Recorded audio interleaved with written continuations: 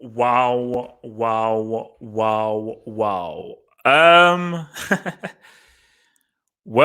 Well. I love this. I love this. I love this.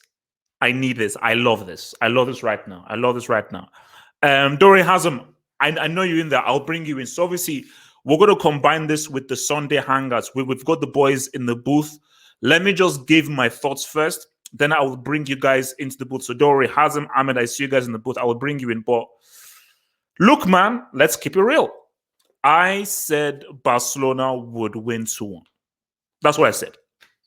Because of Barcelona's record at the Bernabeu, what they've done at the Bernabeu, their previous results at the Bernabeu, Real Madrid getting pimped at the Bernabeu by your boys, and City. Shout out to your Man City beating Aston Villa. It is Aston Villa. So that's what I thought. I really believe that, you know what, look, yeah, they'll try and huff and puff that they'll get beat. Two things. First thing, Barcelona were awful. Barcelona were really awful. Because I thought they was really coming. No. Three things. Barcelona were awful. There is something wrong with Messi. And if there's something wrong with Messi, this Barcelona side cannot function. Third thing, a vastly improved Real Madrid performance. And do you know what was key? Do you know what was really key? Toni Kroos. Because Toni Kroos played the key ball for that goal. But I feel Toni Kroos in that midfield was right. So you just say to that Zidane, why on earth, why the hell did you flipping roll with homeboy? I mean, it's like, why did you roll with flipping Modric in the midfield? Why did you roll with Modric in the midfield? So, but look, man, it was almost a perfect performance by Real Madrid. The way that they played, the way that they hustled. It's the hustle. The hustle was so strong for Real Madrid. The way they played the ball around, moved the ball around, I just thought it was completely so superb. So, because I don't want a whole thing to be like about, and look, Sergio, I owe you an apology. Because Sergio was the only guy that said, yo, why you guys been on? Sergio, I know I owe you an apology. But my goodness gracious me. This has to arguably be one of Real Madrid's best performances this season. It has to be. It has to be one of their best performances this season, because even Marcelo, because people, like, that was a big move putting in Marcelo. Marcelo had a superb game. Casemiro owns Messi's soul. If you want to find Messi's soul, go to Casemiro and ask him to open up his chest. That's the only way you're going to see Messi's soul. The only way you will see Messi's soul is if Casemiro opens up his chest, because Casemiro made two of the craziest tackles I've seen this season. These are two of the most amazing tackles I've seen this season. But again, I don't know whether there's just something wrong with Messi. Messi just didn't feel right. He wasn't moving right. But for Setien, my God, wait. What does Ansu Fati have to do to get a look in? What moron plays a front three of Griezmann, Vidal, and Messi? Like, literally, as Barcelona were going forward, there was hardly any creativity. So I know that you've got your striker missing. At least start with Brathwaite. At least he's a presence in there. It's like, that may work. You see, that's where you have to be stupid. Setien, that may work against Leganes. Because it's Leganes. This is an El Clasico. What the heck? What? For me, that's just completely and utterly stupid, man. So, look, man, and Vinicius. Look, let me keep it real. Benzema had an amazing game. Benzema was awesome. Even if he didn't score, his link play and his overall play was absolutely so superb. This was just vintage Benzema, bro. Vinicius, man, he still needs to get better. He still makes bad decisions. He still needs to improve.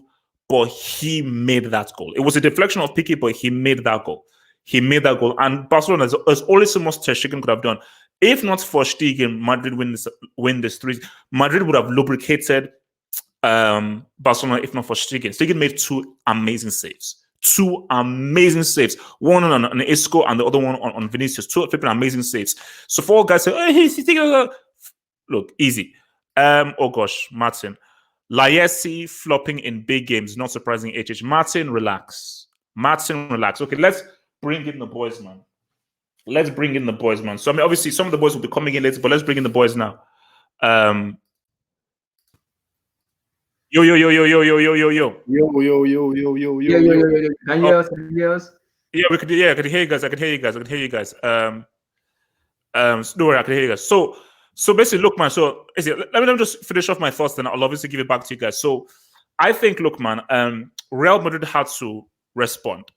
They had to definitely respond after that performance against Man City, where they were lacking a lot of bites. And as I said again, Toni Kroos has to play. Kroos has to play. You know, people were saying that maybe Kroos didn't have his best game, but he made the critical play. He made the critical play that led to the defining goal. And shout out to Mariano, because people will just forget the goal he scored. He came on. He has hustled. I've insulted himself. This guy is just a guy from the road. That was a good thing just to put the full stop in it. But well done to Real Madrid. Superb performance, great reaction. There is something wrong with Messi. And maybe that's what we'll probably get into as we'll try and delve into this post-match. And this is what is dangerous here, because without Messi, Barcelona can't survive. Barcelona literally cannot survive. They literally cannot function without Messi. So if Messi is down and Messi is screwed up, these guys are screwed. So before I come to Hazem, let me just take this one. Armchair critic. Worst second half since Anfield. Bro, I think it's worse. I think it's worse than Anfield, bro. Like Barcelona they were like non-existent. They're pretty much non-existent. All right, Hazem. So thoughts on the game, man. Give me your thoughts on the game overall. I've been saying this for so long. Casemiro, the best central defensive midfielder of this generation. He was big. Casemiro was huge in this game, man. Has Messi in his pocket since he was born. Every single Clásico. If Casemiro is on form, Messi's gone. He didn't even enter the pitch. Messi did not even enter the pitch because when Casemiro is there, Messi is not there. They are mutually exclusive. Casemiro and Messi are mutually exclusive. That's what it's become. That's how good he is. Anyways, moving to the rest of the team and the game in general, this was a decent game. It was a good game. Like for me, like from a tactical kind of chess-like point of view, it was a really good watch. Yes. Zidane bounced back, by the way. Zidane bounced back because Zidane's tactical setup in this game was great. Great tactical performance. First of all, high pressure, and he's pushing on Barcelona. Arthur and Busquets kept on losing the ball because of the pressure. They couldn't deal with the pressure. Second of all, the way Zidane understood Barcelona's attack limitations is so good. He put Valverde on the right wing, and it wasn't a fully right wing. He put him as like going back, kind of right wing. And he hustled. Valverde hustled, man. The guy is a freaking athlete. Valverde was helping Carvajal. Therefore, the Jordi Alba overlap was useless. They made the Jordi Alba overlap useless. But remember, Jordi Alba was coming back from an injury. But I do mean that was a good tactical play. Like Alba's influence was removed. Yeah, so he basically what he did. He put Kroos and Isco as the creative force in the middle for Benzema, and he put Valverde behind a bit, and Vinicius moving up and down. Right. So great performance from Zidane. To be honest, I wasn't impressed by Kroos in this game, but he had a great pass. He played, but now, like, I'm kind of understanding why Zidane doesn't play him sometimes, because I understand that he had a crucial assist. That was a beautiful, beautiful pass. But, like, the whole game, he was disappearing in the midfield. Like, he wasn't doing anything in attack and nothing coming back. Casemiro was the only one coming back, and Valverde. So Kroos was kind of like floating. So I don't know what was going on there. Vinicius Jr. This guy, for me, I always believed in him. He's a great talent. But he's still raw. Still very raw. The guy, the dude, he's still very raw. The thing is, very raw. Yeah, he has shown that he is a great talent and a very important player to the team. He's only 9. I mean, I know that I'm hard on him and everything because like he just frustrates me how he just makes so many bad decisions. But then people always remind me that dude is 19. Dude is 19. That is still very young. If this guy improves his decision making and his ability to cross to the back post. He needs to learn how to cross to the back post, because you can't be doing these crosses that's not beating the first man. I'm sorry. So if he does that, he can really become a world-class player. Yeah, so overall, great performance from Madrid. Barcelona, my goodness. I don't know what is the plan for the game. No, for me, that has to rank as it's their worst performance of the season. That has to be one of the worst performances Barcelona have had that I've ever seen in the Messi era. One of the worst performances I've had. 100%. Sure. First of all, Busquets was exposed. This guy, oh my God, I think he's coming to his end, Busquets, because the amount of times he's losing the ball, he's not able to deal with Madrid's pressure. How can he lose the ball so many times in crucial areas? So I don't know what's going on with Busquets, man. These guys don't have a backbone in midfield. Vidal is playing on the wing. What a waste. I'm sorry. Playing Vidal on the wing, what do you want to do? Like, it's a waste. Yeah, that makes zero sense, bro. It's a waste. We're playing 4-4-2 with Griezmann and Messi up top. What are you going to do? And by the way, Varane's tackle on Griezmann, wow. That was a great tackle in the first half. And also Casemiro's tackle on Messi. Wow. Insane. So there was some insane. Oh my God. So do you think it was more so Real Madrid's play or Barcelona being trash?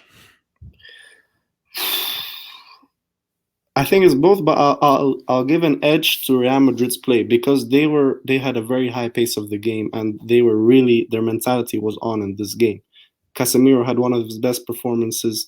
Varane had one of the great performance. All the players, they had a great performance. Benzema, only Cruz, I would say, wasn't good, but even he had an amazing assist. So I think it's more of Madrid providing a great game and bouncing back Man City and showing that they can come back against Man City. This is one thing. You don't ever discount Madrid from they only lost 2-1, and if they put a performance like this, listen to me, if they put a performance like this against Man City in the second leg, Man City won't be able to do anything. But let's just be fair. Yes, if they play like this, they will definitely make it closer. But Man City are in much better shape than Barcelona. Barcelona are in a really bad shape. Man City are not good at home. They are really bad shape. Anyways, that was my point. Congratulations, Madrid, and I think they can really win the league. Yep. Okay, so before I come to Abdullahi, let me just do the super chats quick, man. So from Mohammed Ismail, thank you for the super chat, dear sir. So he says, man, I can hardly see it. I think people underestimated how bad Barca is if Messi isn't 100%. And where was Ansu Fati? Shout out to Marcelo, and Sergio needs to retire. Look, man, I mean, Busquets did his best. But I think, you know what? Everybody knows that he's getting older. I think everybody knows that. And this was always the danger. Once the Carnival went down, they said, bro, if Messi isn't at 100% or Messi isn't fully influential, this team is nothing. They're a non-entity. And I think this was already been seen when Messi was warming up before the Napoli game. Do you know what I believe? We'll probably get into this more. I believe Messi is carrying an injury, but because of pride and because he doesn't want to let down Barcelona, he is playing through injury and fatigue. Because he knows that if I take a rest or I go off, these guys will take L's. These guys will hold L's. All right, Abdullahi, thoughts on the game?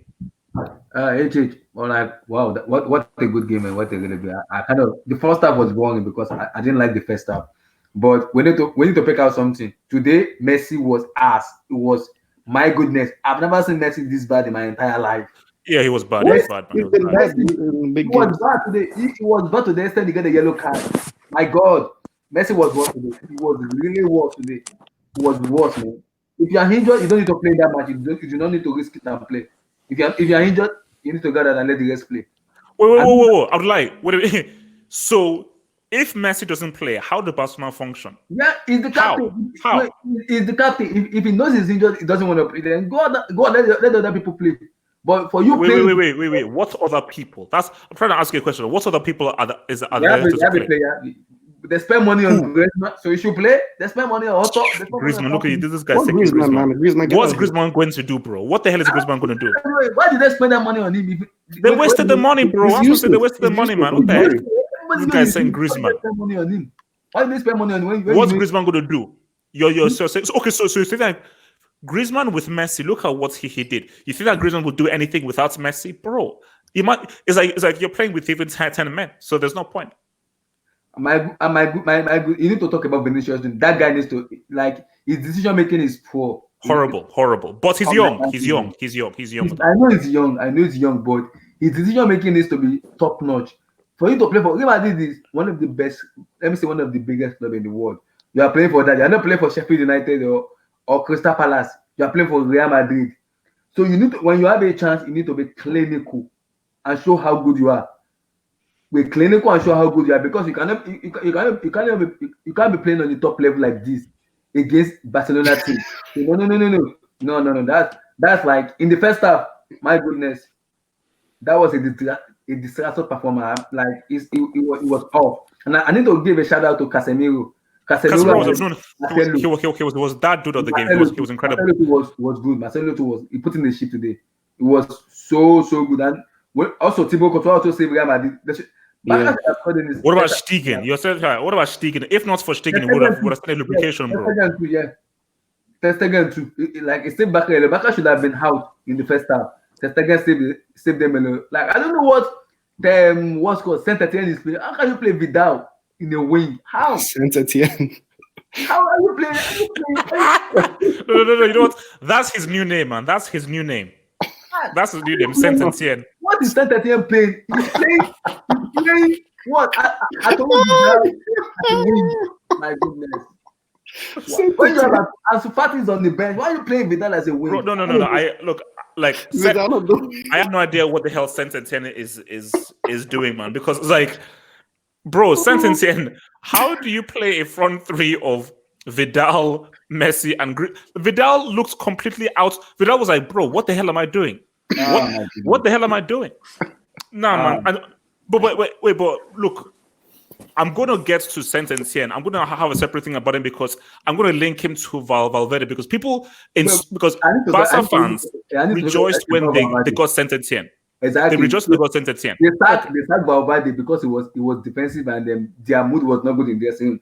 And they get a fraud in Saint-Etienne. A club of Watford rejected him and said they don't want him. And Barcelona go because it's a possession football, they play tiki-taka, blah. Where's the tiki-taka taking you to now? He's taking you to the garbage. Into the lagoon. He's taking you to the garbage. They're playing rubbish. They're playing rubbish. He's taking it to the garbage. You sack a coach that won you a trophy. That literally won you something. You took him and you are getting the Saint-Etienne, a class L brick. Class A, bro. The guy's class A, bro. They thought Valverde was the problem, but it's not even the problem. You're getting a coach. Wait, you're telling me it's better than Valverde. Jujuman, quiet. Jujuman, don't you dare say a word. Jujuman, don't you dare say a word because I'm getting to you. Don't you say a single word. My goodness. I'm gonna rip you open. Bro. So don't you say a word. Messi can't carry this team alone. He needs the support. Messi can't carry. Thank you. He needs the support. Abdullah, is this what people just don't understand? Insults, because I know people want to attack Messi and everything. He had a garbage game. He was crap, bro. I think the guy is just fatigued. If you carry a if you carry a boulder for a day, you'll be tired. If you carry a boulder for a month, you'll be really tired. If you carry a boulder for a year, bro, you will hardly be able to walk. You will literally hardly be able to walk. I need to question Zidane too. Why, for me, Zidane needs to be questioned. Firstly, he needs to be questioned because I did not see the impact of Karim Benzema in this match. I need to be sincere right now. What? Yes, Karim Benzema, he did? No. He saw a lot of chances today and he missed a lot of chances. Why are you not playing Luka Jovic? Why? No. What? Okay. Abdullahi, if you weren't Nigerian, if you weren't Nigerian, I would have kicked you out of the Hangout. If you were not Nigerian, I would kick you out of the Hangouts for saying that crap. Let me explain myself. Explain yourself. I understand Karim Benzema has been the best player for Real Madrid. Understandable. I understand. But you bought a player to give him a chance. I understand. So if you can't give him a chance, you need to loan him out or don't even put him in the team. You can't buy a player for 60 million and don't even play him at all. Because we say Jovic is trash, is this. Jovic was the highest goal scorer in Eintracht Frankfurt. Frankfurt is a Bundesliga team. So you brought him a player from Eintracht Frankfurt and he was insisting on the bench. He only scored one goal. Just one goal. No, we need to question Zidane and Perez for their decision making. for buying the player. If you know you are not going to use him, don't buy him. No, don't even spend money on buying him. Better strikers are outside. Haaland, Lewandowski, Aubameyang. So you better spend money. Wait. Let me just go some super chats. Let me do some super chats and I'll go to some of the guys. So from Martin Rosario, can't wait to hear Juju's excuses for Laesi. Juju man, wait, story. Because I cannot wait to hear your excuses. Just wait. So let me just check whether there are any almost super chats, and then I will get to Ahmed in this. Let me just give a nice good check. I think we're good. All right, Ahmed, thoughts on the game? I think, as a Madrid fan, it was overwhelming, watching. It's been a while since we've been in Barcelona, so it took a bit to take it in. But I'd have to say that Vinicius, starting with him, he was impressive when it comes to the goal, but he showed just how rough around the edges he is. Very rough around the edges, very rough. Yeah, very, very rough. Like final third, where the decisions were garbage, and even when he makes the right decisions, his execution was terrible. His passing, his couple shots, but he came clutch in the big moment. So I'll give him credit for that. For a 19-year-old, and inshallah he'll have a future at the club, in the future. And then for Marcelo, another player I want to talk about, I think for once he showed the haters that he can defend. He put up not just a great attacking performance, but he defended well. Like that tackle on Messi, where he was celebrating after that was an immense tackle. Superb. Superb. I think he deserves more credit for his defensive abilities, and I hope that he can build off more of his performance, so we can start seeing him back in the lineup. Because a lot of people were skeptical of putting Mendy over Marcelo, and so was I myself. I wasn't sure about just how effective Marcelo would be, but he proved us wrong. Valverde, who ended up being man of the match, I think he played in a fantastic game. He showed just how he can attack box to box. He showed how he can defend. He showed how he can attack. He can play make. He can do everything. And contrary to Abdullahi, bro, I feel like Benzema had an amazing game. His link-up play was superb. I don't think there aren't many strikers who can do that the way that Benzema does. With his link-up play. So overall, I think Real Madrid now have to win La Liga. Now it's in a position. Well, no, but for me, I still think Madrid can screw up. This is definitely a huge booster. But no, they can.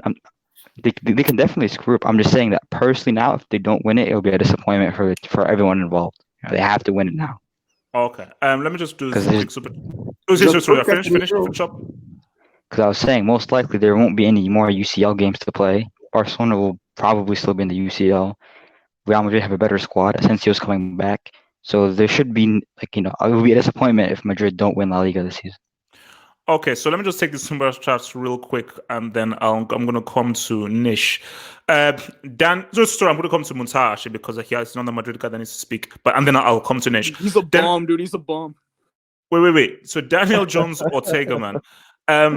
He says, I hate when politics gets involved in football. In what sense? Was there any politics involved in this game? And for me, I hate that too. But I don't think there was any politics involved in this game because it seemed pretty serene. Muntaha, talk to me. Talk to me, Muntaha. How are you feeling about your boys? I thought these guys would lose 2-1. I thought it was okay. Where did this all go right for your boys, man? Who do you say was the guy that this was the key guy that got an amazing win that I didn't see? Bro, like personally for me, bro, I think so. All those players, especially our defenders and our midfielders as well. Except, I believe that especially in the second half, like all of them, they raised their game, and it's been so amazing to watch after 2017. And super classic over a super Copa, we beat Barcelona there. After 2017, we beat them now, and I've said on so many occasions, we usually pay for the prize, whenever we don't finish in the final third against Barcelona. We usually try to use everything right in the final third, but the cutting edge in the final third, I think so. We usually getting paid for that, because we always miss the chances. And one more thing regarding the performance of our players, Casemiro, absolutely baller. Incredible. I believe that this guy is literally Makelele 2.0. I believe right now, because the way his performance. No. That tackle he made on Messi in the second half has to be one of the best. Has to be one of the tackles of the season. Exactly. Because if he gets that wrong, it's a penalty, and this is Messi. So you know that if you're a split second wrong, you're screwed. So to do a tackle like that, fully into the area is insane. Wait, I think Messi was. Shush. Shush. Once I finish your point. Man, I'm gonna come to you, man. I'm gonna come to you. And what I believe that like from this game, because I've said to some of my members right in the Hangout, I cannot see Setien playing that high line of 1970s total football of Dutch football when they used to play. You cannot play that kind of football right now in 2020 anymore. Because, bro, people said, it was difficult to stop Barcelona. No. You have to contain them and you have to exploit the spaces from the wings. That's why Marcelo played today. That's why Vinicius was so good. Good in terms of it was looking so good as if Vinicius is making a good thing. Even Benzema were there. Valverde on the right flank, he was playing kind of box to box and winger as well. And I believe that this game was a perfect example why Ernesto Valverde, okay? Call him Sir Ernesto Valverde, because the 2 La Liga trophies you had because of him. Okay, Thank you. Thank you. These same people were trying to soil his name. So it's all Valverde's fault. Well, Valverde is gone. Whose fault is it now? Yeah, bro, it was tactically Setien was outclassed. Frankie de Jong, Arthur Melo, then you have Sergio Busquets. We all know that they will go for the central part of the pitch. They will look players from the central part of the pitch. And the wide, bro, you're telling me that PK, 33 years old PK, have a legs to cover that, massive universe of space behind the defense, okay, on his own? Are you mad? And you're playing that high line. You're trying to play that, Michael Reyes football of 1970s, playing from the back. And do you think we don't press you? What kind of football you're coming? To be honest, bro, I'm sorry, man. This was tactically disaster class from Setien and tactically master class from Zidane. I'm not being biased. I'm being really objective over here because I rate Valverde, very highly compared to the Setien guy. Okay. Okay, and I just want to say one more thing over here, HH. When I say Ter Stegen is the best player for Barcelona, he is the best player for Barcelona. Bro, they would have lost by at least 3 if not for Stegen. So also all of you Liverpool fans saying that Alisson is the best keeper in the world. There's no way, bro. Can't you see the guy's talent? Can you see his saves? These are insane saves. These are insane. Because I'm sorry, I don't care about clean sheets. This is who's the best keeper, not what kind of defense you have in front of you. This guy is consistently making insane saves. Saves. Bro, for me, okay, let's be honest with you. Did you saw the Isco shot outside of the box, the curl shot?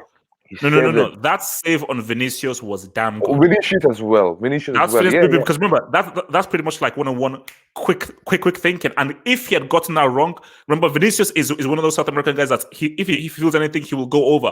So if he had gotten that wrong, that would have been a penalty for Real Madrid. So bro, this is the thing I've been saying the season. We are better compared to Barcelona in midfield, in defense, in attack we lack. That's the only problem we lack. So that's why I'm still not sure that we're going to win La Liga.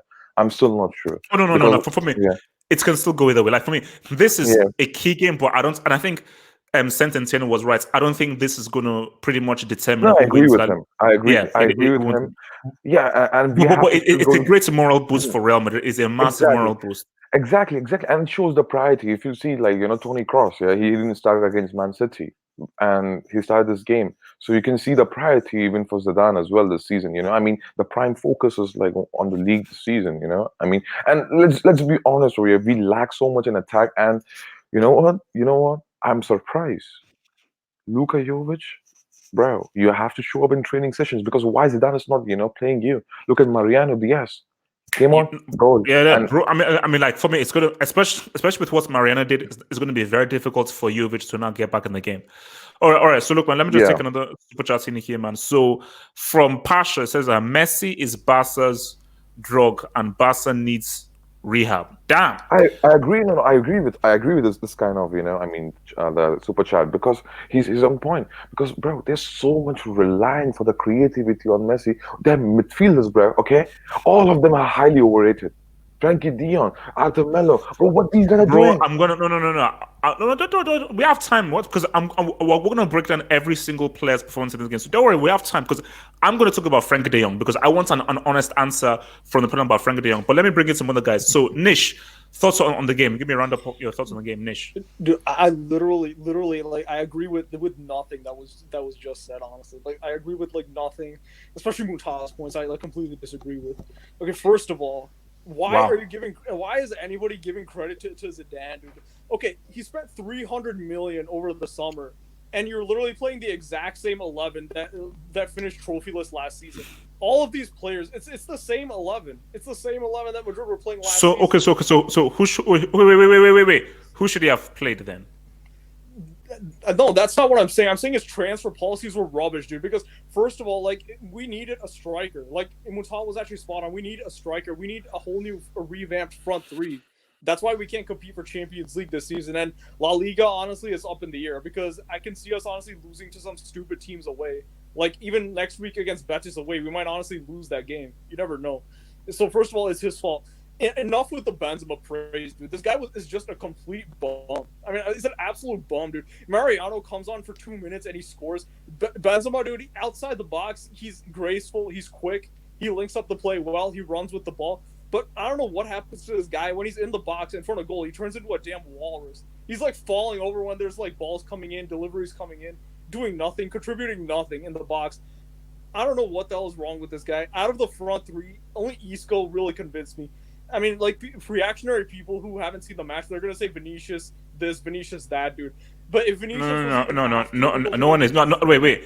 If you've listened to what has been said, we've all said that Vinicius is still very raw. No, not good you, for not him you, to get the goal, but he still has a lot of learning to do. That's obvious. No, I'm seeing like tweets from Madrid FT, not necessarily you guys, but on Twitter, dude, people are praising Vinicius. Like, I don't agree, dude. I mean, like, he could have easily had a hat trick or even a poker in this game if he was like even mildly clinical. This front two isn't doing anything, and I still say Barca might win the league because we might trip up and miss some easy games. I don't think Messi even had like was going to have a bad game. I just think we just locked him down. I mean, like the tackle by Casemiro that everybody talked about. Marcelo also dribbled him. I've never seen Madrid's fullbacks. In fact, I've never seen a performance like this from Madrid for the last 2 years. I've never seen Madrid's fullbacks play this well. It was like it was 17-18 season again. I mean, Carvajal, who's been below average for the whole season, actually turned up today. Marcelo, like, I think it's good, Mendy is playing good because you can't expect Marcelo at his age to drop this kind of performance week in, week out. It's important to give Mendy, Mendy the game time so Marcelo can come into some of these crucial games and come in fresh to deliver these kind of performances because defensively in attack, these guys are showing why Trent and Robertson are just two frauds who are just like inhabiting that niche. But this is actual like football heritage pedigree. Marcelo and Carvajal, probably the best fullback partnership in the history of Champions League, and they showed it today. So that's all I have to say. Benzema needs to be out. Away to City, dude, I would honestly start with Marcelo, Cruz, and Mariano. I mean, it's Mariano. Are you sick in the head? What do we have to lose, dude? At least with Mariano, dude, you have like some chance of scoring goals, dude. But with Benzema, there's literally no chance. Wait. How many?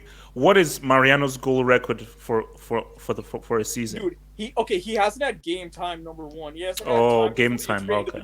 But Benzema, he's been starting, and he hasn't scored in the last 9 games. So I'm not going to trust Benzema to suddenly turn up away to City, dude. He's going to drop another disaster class. So might as well take the risk and go with Mariano. Okay. Before I come into Gatlock, let me just take the super chat from Mohamed No, who said Valverde didn't get the sack because of La Liga. He's a UCL flop. Yeah, but the fact of the matter remains that this Setien dude clearly doesn't know what the hell he's doing. I'll tell you this right now, guys. If Valverde was a manager in this game with the injuries that they've had, I say that they probably get a draw. Or they at least do a lot better. Wait, easy. We'll get you. Gatlock, thoughts on the game, and then I'll come to you, Jujuman. Gatlock, thoughts on the game. Bruh, look, I almost switched off this game at halftime because it wasn't that bad. Relax, man. Relax.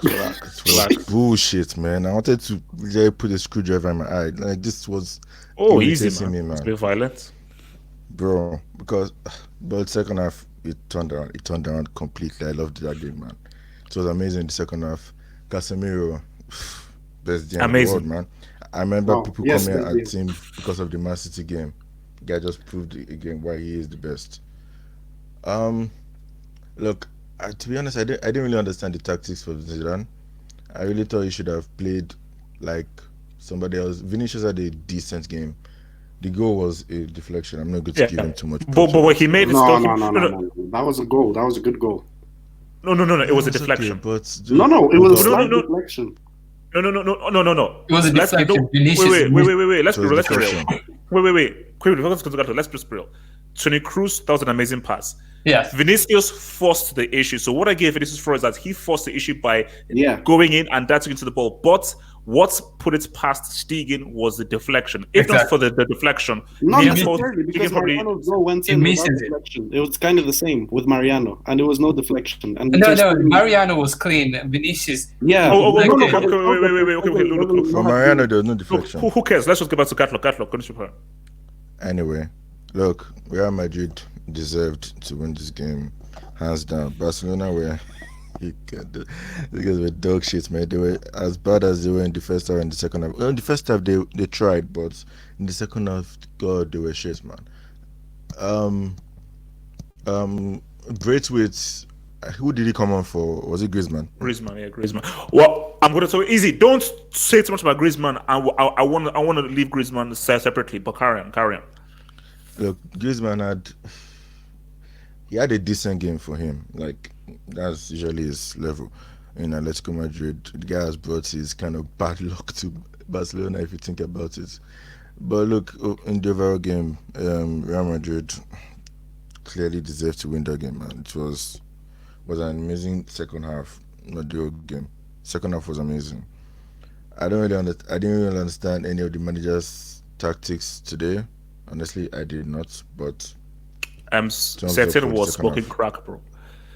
Setting. I mean, like, if somebody can explain to me why you have Vidal in your front three, please. I mean, if you could just explain that to me, I would love to know. And is he allergic to Ansu Fati, or he doesn't like young black people or something? I have no idea. So that Setting is to explain to me why he doesn't like Ansu Fati. Oh yeah, and one thing. I was listening to Saturday Hangouts yesterday, and a lot of people were backing Barcelona to win this because of Real Madrid's record. Look, I think yesterday showed that records are meant to be broken, man. You can't. Liverpool's record of whatever run they went on. We'll get on that. We'll get into that. And Real Madrid broke their hoodoo against Barcelona, man. But let's be real though. Coming into this game, Real Madrid just got beat by Man City with a very tepid performance, hardly creating. And Levante. But it's made sense for people to say, you know what, Barcelona are probably going to win again based on the record and based on Real Madrid not playing well for they were winless in the last few games. This game now has shown that Barcelona are that shit away from home than Real Madrid are at home. Now, look, I don't know who's going to win the La Liga. It can it can go either way. This doesn't mean that Madrid will win it. It can go either way. Just that, wow, this is a great moral boost for Real Madrid because I did not expect them to win. Not only I did not expect them to win, it's the way they won. It's their performance. Yeah. And my key thing is that how will Barcelona react from this? That's the key thing. How will they react? Yeah. And guys, leave Messi alone. Like, I mean, come on. The guy has carried this team to like the last two La Ligas. Relax, man. Judge him in the Champions League. I get that, but in the La Liga, come on. Like, leave the dude alone. Okay, he's done enough. Okay. Well, let me just see some switches and I'll come to Juju Man. So from Pasha, give props to Arthur, best midfielder in Barcelona. Look, Arthur did try. I mean, I think he was let down by some others, but Arthur he did try. Armchair Critic says Anfield wasn't Valverde's fault. Players to blame. I've been saying now Barcelona fans are realizing now. No, I disagree. No. Now they are realizing this. No. Now I disagree. Yeah. I mean, no. We'll get to that. But look, wait. Actually, let me come to Juju Man. Yeah. Give me before you go to specifics. Just give me your thoughts on this game because you have been a massive enemy of Real Madrid. You call them trash. You call them pieces of crap and so forth. I know. and everything. So give me your thoughts on the game, your reaction to this game. Was this about Real Madrid just being so amazing, or Barcelona being complete utter garbage? I think it's first of all, I don't think Real Madrid were amazing as everyone says. If you look at the first half, it was pretty even, and Messi had a one-on-one. I mean, Shaqiri had a one-on-one and missed it. And then the second one is the second half. This is why I put Alisson and Oblak ahead of Ter Stegen, because you cannot be beaten in a near post. Like it was a deflection, man. What kind of rubbish are you talking? I agree with Juju, man. Piqué had closed the angle, so Vinicius was not going to do anything. Like Piqué had done his job. Just cover the near post and Piqué was the one that caused the deflection. Yeah. You know. But cover the near post. Cover the near post. Piqué did not. No. Cover the near post. He sort of did. Without that deflection, you would have covered the near post. The way Vinicius was going, he was looking to go bottom right, but the deflection was so much and was so awkward. It just caused him to be off balance. Trust me, if in that situation, it was almost impossible for Stegen to readjust himself based on the deflection and how it's happened. It's not Piqué's fault, but it is what it is. What about the second one? How about the second? Exactly. The second one, yeah. I mean, he should have done better for the second one. He's a crap keeper. I'm sorry. Yes, it was all Ter Stegen for the second one. First we'll give him deflection. Other thing is, De Jong. I mean, I think they play the same. I'm not sure who's making the transfers for Barcelona because why is everybody getting a De Jong? Did he play that game? No, De Jong is supposed to be on 58 minutes, 65th minute. No, look, De Jong is playing out of position. He's playing out of position. He's supposed to be playing when Busquets is playing, but Busquets is doing a good job. So the problem is... So where's the German? This sounds like a Setien problem. That Setien is the issue. No, it's not Setien. Like Barcelona... Who's the issue? Who is to blame? Who is to blame? It's clear, it's obvious that whoever is making there's no plan to this transfers because it looks like... Yeah, wait, but Jujuman, fine. What happened in the transfer window happened in the transfer window. At the end of the day, you have what you have and you have to manage. Are you telling me that Barcelona should perform as badly as that with people like Griezmann, Vidal, Busquets, Messi, and so forth on the pitch? Wait, I don't. But first, I don't think Barcelona performed bad. These people are they were crap. I thought the build-up play was good. The only problem is when they reach up front, there was nothing to do. I would say they need a striker who just slips inside the penalty box because every time they reach up front, it's like it slows down and they're now looking for what to do. Every time because let's not forget, like they got their chances. Like there are 2 or 3 instances where Semedo was like got a clean, but there was no one to finish. And Griezmann had the one chance, he put it above the goal. So Barcelona had a lot of chances in this game. Saying that they played bad, I don't know. They didn't play that bad. And I mean Busquets. I mean, I'll give it from Barcelona standpoint first. Busquets, I thought Busquets played. Busquets was good. He was good. Like I see why people raise him highly. No. Let him talk. Wait, hold on. De Jong actually played. I thought the midfield was Arthur, Vidal, and Busquets.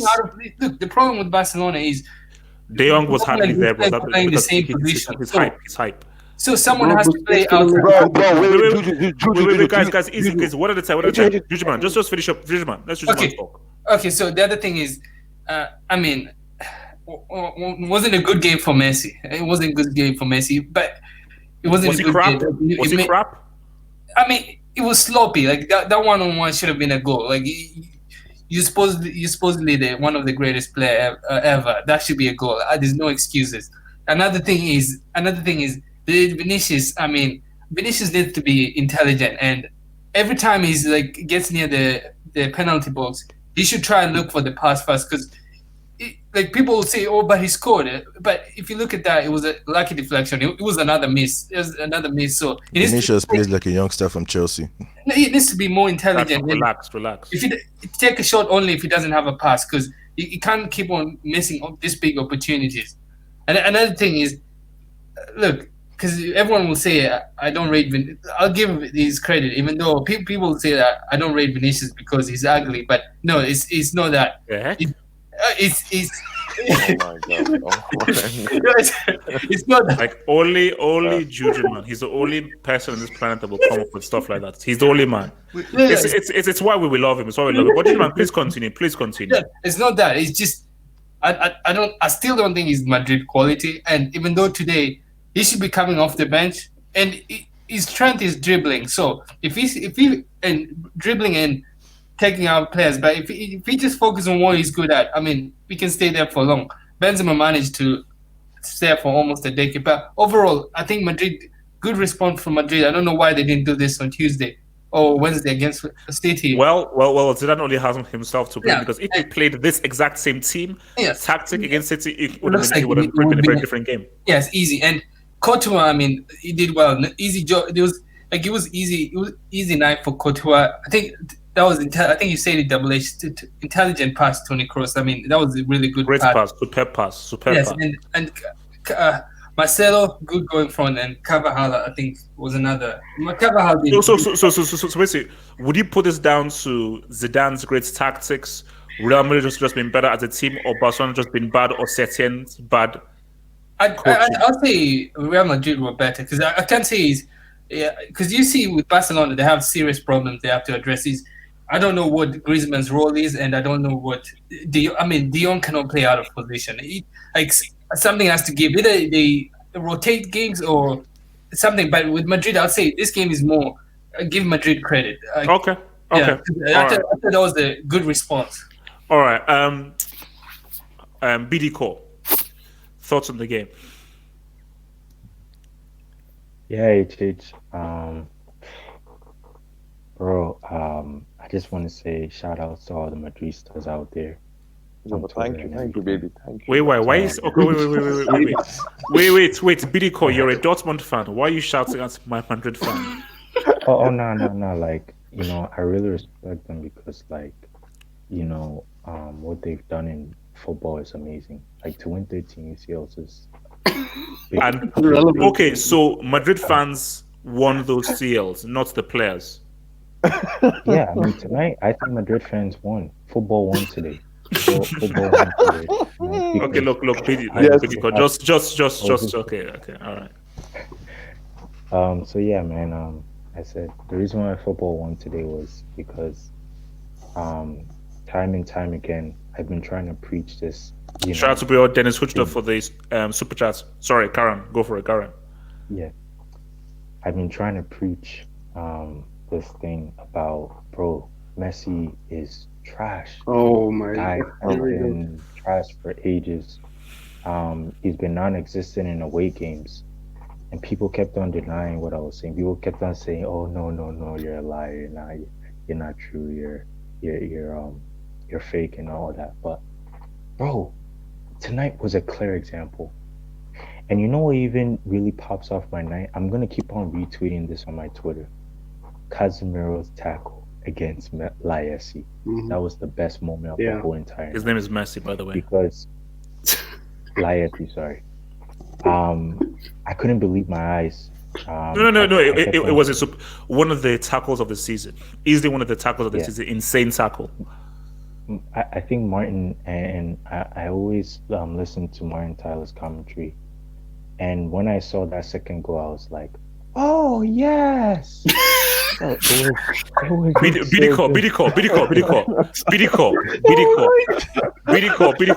Never ever do that again on this Hangout.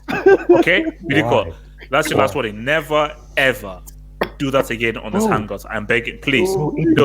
Just use your voice. BD, please. I'm telling you right now. Never do that again on this Hangout. Carry on. The hell? Bro, but you have to be excited, bro. Like, this team is trash. This team is trash.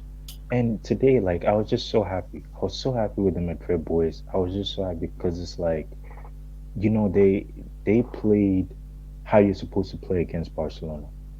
Barcelona is a tiny team, so if you take your chances and make use of them... Tiny team.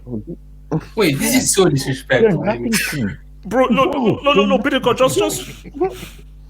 Bro, these guys are a nothing team. I'm telling you this right now. Yes, Bideko, facts. Let me tell you why, okay? Bro, Napoli, of all people, you're playing in Sao Paulo. Why can't you just score like the 1v1 against Barcelona? Barcelona's not that strong. Their back four is not that strong. Their defense is not that strong. Insigne is a dummy. He can't even score a goal. You know, like Milik, they're all dummies. Milik, Oh Insigne. no. What Milik is Wait, Bilico, what the hell? This is like Focus on the game. anti-Barcelona propaganda. Just focus on the game. So, was it down to Real Madrid's players and their performance? Was it down to Vinicius, Casemiro? Was it down to Zidane's tactics? Or did Real just play a really bad team that produced one of their worst performance ever in an El Clasico? I'm gonna say it's down to Real Madrid and Zidane. I mean, they were tremendous tonight, and I'm gonna give more shout outs to Madrid fans. Shout outs to all of you guys. You guys are amazing. I mean, Love what you, guys BD. did, Love you, I man. was so happy. I'm so happy, yo. I'm just so over the top about this result. I'm just so happy. So, Bidico, man. Bidico, therapy. Yeah, Okay, I know 4-0 is hard, but therapy, please. bro. It only makes sense. UEFA.com says that Barcelona is not really a good team, so it only makes sense. Okay, that Real all right, Madrid okay, beats pretty Barcelona. cool. All right. I want to just switch things up a little bit. And Hold on, double H. Sure. Don't you think it's ironic that Real Madrid win their first game after this guy got injured? Just saying. Who? Hazard. What he said. Gut luck, man. Just relax, man. By the way, why are you obsessed with that so much, man? That's Double H, I don't want to bring up excuses, but look, Messi wasn't 100% fit. Just saying, like, if this is like, I don't want to wait. So, because you just said I don't want to bring up excuses, but give an excuse. He's not 100%. You just said I don't want to bring up excuses. Just said that. I just thought I would point out because people are going to destroy him, but it's like it's not like he wasn't 100%. Like we even saw that. Okay, wait. Let's move. Another new question here. Supporters from Mohamed Noor, who says, I think this was probably towards BD. Last time I checked, Barca slapped to Dortmund 3-1. But look, we are dealing with it now and in the future. So I wanna just go into detail on both of the teams. Let's start first with Real Madrid right now. So with regards specifically to Vinicius. Now, well done to Vinicius. I think that he forced the issue to get that goal and everything. And he's 19. In my personal opinion, he will never come good. He will be talented. I think that he will be like somewhat of like a Robinho, I believe, where he can do a few skillful things here and then everything, but will never really become a effective player you can rely upon.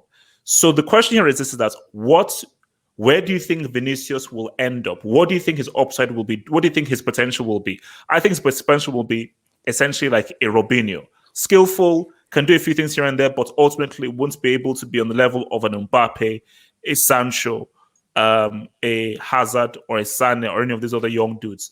So let me come first to Muntaha here. So Muntaha, what do you think Vinicius's potential is? Do you think he will eventually become a world-class player? Do you think he needs to move to become a world-class player to be a different coach?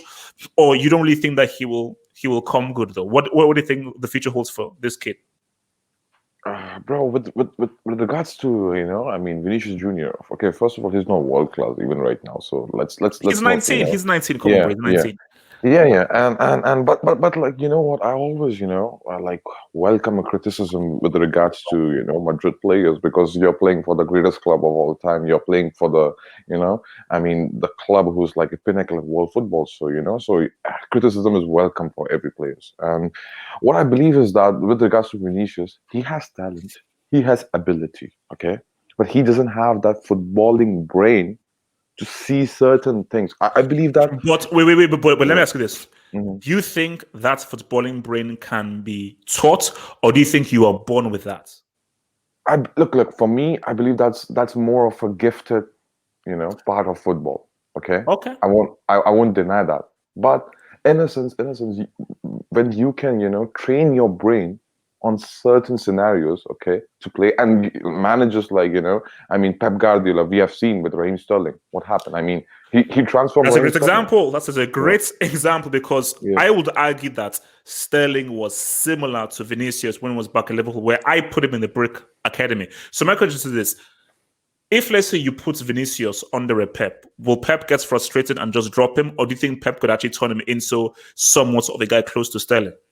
Bro, I believe that he will be, better than Sterling because I mean, better or like, at the same level of Sterling. I think so. Pep can easily, transform his footballing brain and help him out to understand in like difficult low blocks how to play, decision making, how to help him. Because look, the thing is what I believe that Pep Guardiola is a kind of manager who can improve player personally on his own, like He's a great coach. Yes, Great coach. yes, great coach. So I believe that Iffy manager, great can coach. improve. Great coach. Yeah. Yeah, so I think so. Vinicius will definitely improve and will definitely be, in future world class. I believe it's too early to say right now, but still, I believe that footballing brain can be taught, but not to certain extent. Yeah. Okay. Not to the limit where some great footballers, they born with this kind of quality. So yeah, that's my thing. Okay. Before I come to Nish, guys, we've got over 300 guys in here. Hit the like button. It doesn't cost you anything. It doesn't cost you anything, and it helps support this channel, all that algorithm crap. Hit the like button, smash that like button, punch that like button, menstruate that like button. Get those likes up. Mods, get those likes up. So Nish, Vinicius, talk to me, man. What is his upside? Dude, he's trash, dude. There is no Oh upside. my god! What a bum, dude. If this board, if shit Dan and Perez have like half a brain combined, they would sell this bum now and get Sancho or somebody who's at least moderately competent. Like if you can't get world class like wingers like Sterling or something, get at least somebody who's mildly competent, dude. I'm tired of this bum. One goal doesn't change anything. His cutbacks are trash. His passing is trash. His vision is non-existent. He plays with his head like head down, never looking up, never looking to see the passing options. I mean, you can say Pep all this thing, dude, but Pep has also gotten fed up with so many players in his life, in his coaching career. Look at what he's done with Sane. Look at what he did with Götze. Okay, like he's gotten fed up with so many. Vinicius would probably just be like sold within half a year. If he bought him in August, I see him being sold in January. So, so you're saying that Vinicius isn't, that there is no coach, no system, no situation where Vinicius can actually become a dependable attacking player. Absolutely you think that there's no hope? Absolutely not. He's just a player. He's just a flair player to bring off the bench. He should not be starting games. He should just be starting against some weak La Liga oppositions. Yes, he should be starting those kind of games. He shouldn't be starting these games. He should just be coming off the bench to offer pace. He's basically like Madrid's Kingsley Coman, if you want to use that analogy. He basically is. Him and Rodrigo, what a waste. Literally, Madrid has spent 300 million on all these combined. They spent 300 million on all these youngsters. Might as well have gone and signed Mbappe. At least you would get something. Like, what's the point of buying all these dumb youngsters? No, because what I said, and I said it in my during the game, that Madrid are badly missing a really good, competent, technically gifted, attacking wide player inside the forward. Because whether you want to say Vasquez, Vinicius, Rodrigo, Isco can't play that position, even Bale, none of these guys are even competent. They're not even competent, as in where they can do things that make things happen on the ball by themselves. I've named 4 or 5 guys who play wide for Real Madrid, and neither of them are competent. That's insane. The thing is, Asensio was competent in Champions League. He was competent in Champions League when he was played, but he's been injured. Let's see if he's fit for City, because that might be our only saving grace, dude. Because these bums, Rodrigo and Vinicius, they're not doing anything. I don't care about dribbling merchants unless that dribbling is used to move the ball vertically, unless you have pace. That's the problem with Hazard. My only problem with Hazard, dude, he can't score and he doesn't have pace. If this guy had pace, dude, he'd be insane. I love likes of Gnabry and Douglas Costa. Give me these kinds of wingers. It doesn't help. These kinds of wingers. It's Vargas every day. It doesn't help. His fitness. to get Dude, but paid. he's already 29, dude. So it's not like he's suddenly gonna get pace all of a sudden. Even if he like loses a ton of weight, he's not gonna suddenly get pace. Dude. It's Madrid need like a young, good player who's fast and who has an eye for goal, like Sane. Like I like that kind of like player as well. But this guy Vinicius, he's just a bum. He's never gonna succeed, and he's just gonna be another failed Brazilian product, from a country that's producing worse and worse talent every year. Yes, and wait, I'll support your point. I'll read his stats. Vinicius, he played total games he's played is 18, and 7 of them he started, and he scored 2 goals and missed 4 big opportunities. So we're looking at a 33% conversion rate with this guy. So Vas, like, you have a point. I agree. Judgment, who designated you the statsman? Wait, I just like to prove with numbers. I don't care what you like to do. I said I didn't employ a statsman on the roster. So thank you. What the heck? All right, wait. Let me do this whole thing. So your boy Natsa says that if Zidane can't improve him, who can? Well, Zidane is not exactly the greatest coach in the world. So I mean, I look. I'm not sure Vinicius can be improved. That's just me. But look, man, you never know. I thought Sterling was a lost hope, so you just never know.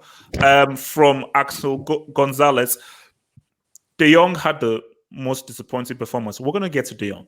We're gonna get to them because I need to do a mini rant. Abdullahi, Vinicius, what is his upside, bro? It is like I was watching the match with me, Julian, Vas, and Christ. We were watching the match together. My goodness, he's worst.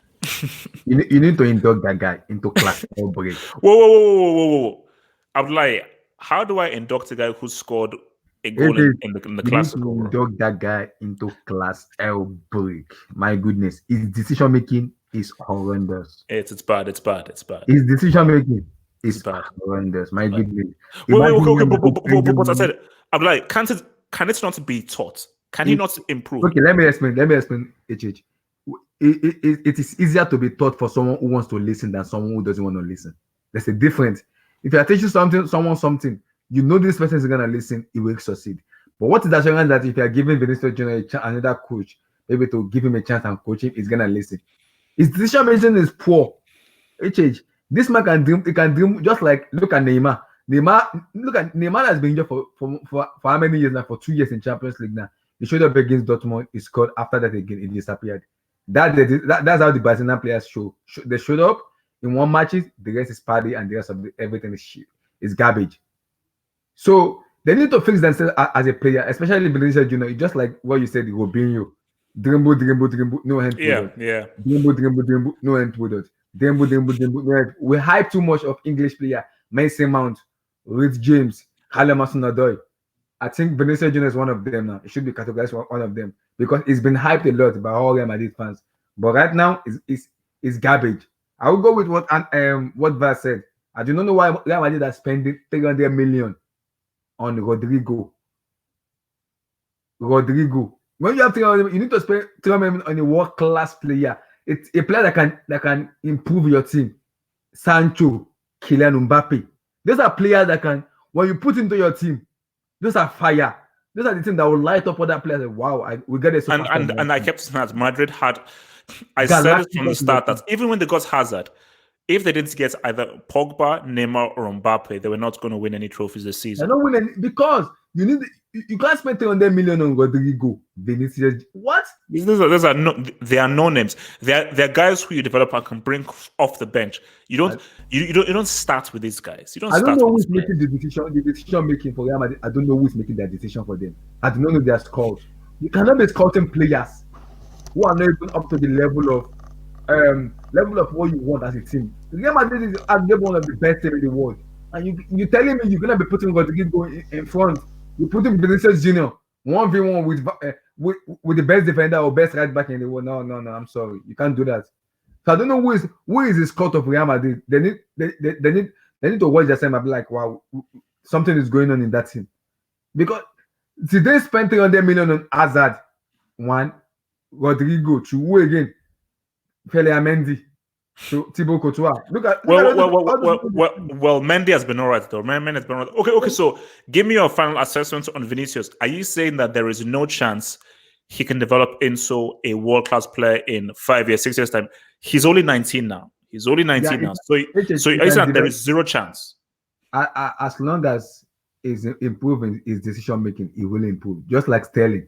Sterling is worse in Liverpool. My goodness. Sterling can play a free post and play that and just balloon it out. That's Raheem Sterling for you in Liverpool. But look at Pep Guardiola. Look at what he did for him. I think Sterling was way better because he started for England.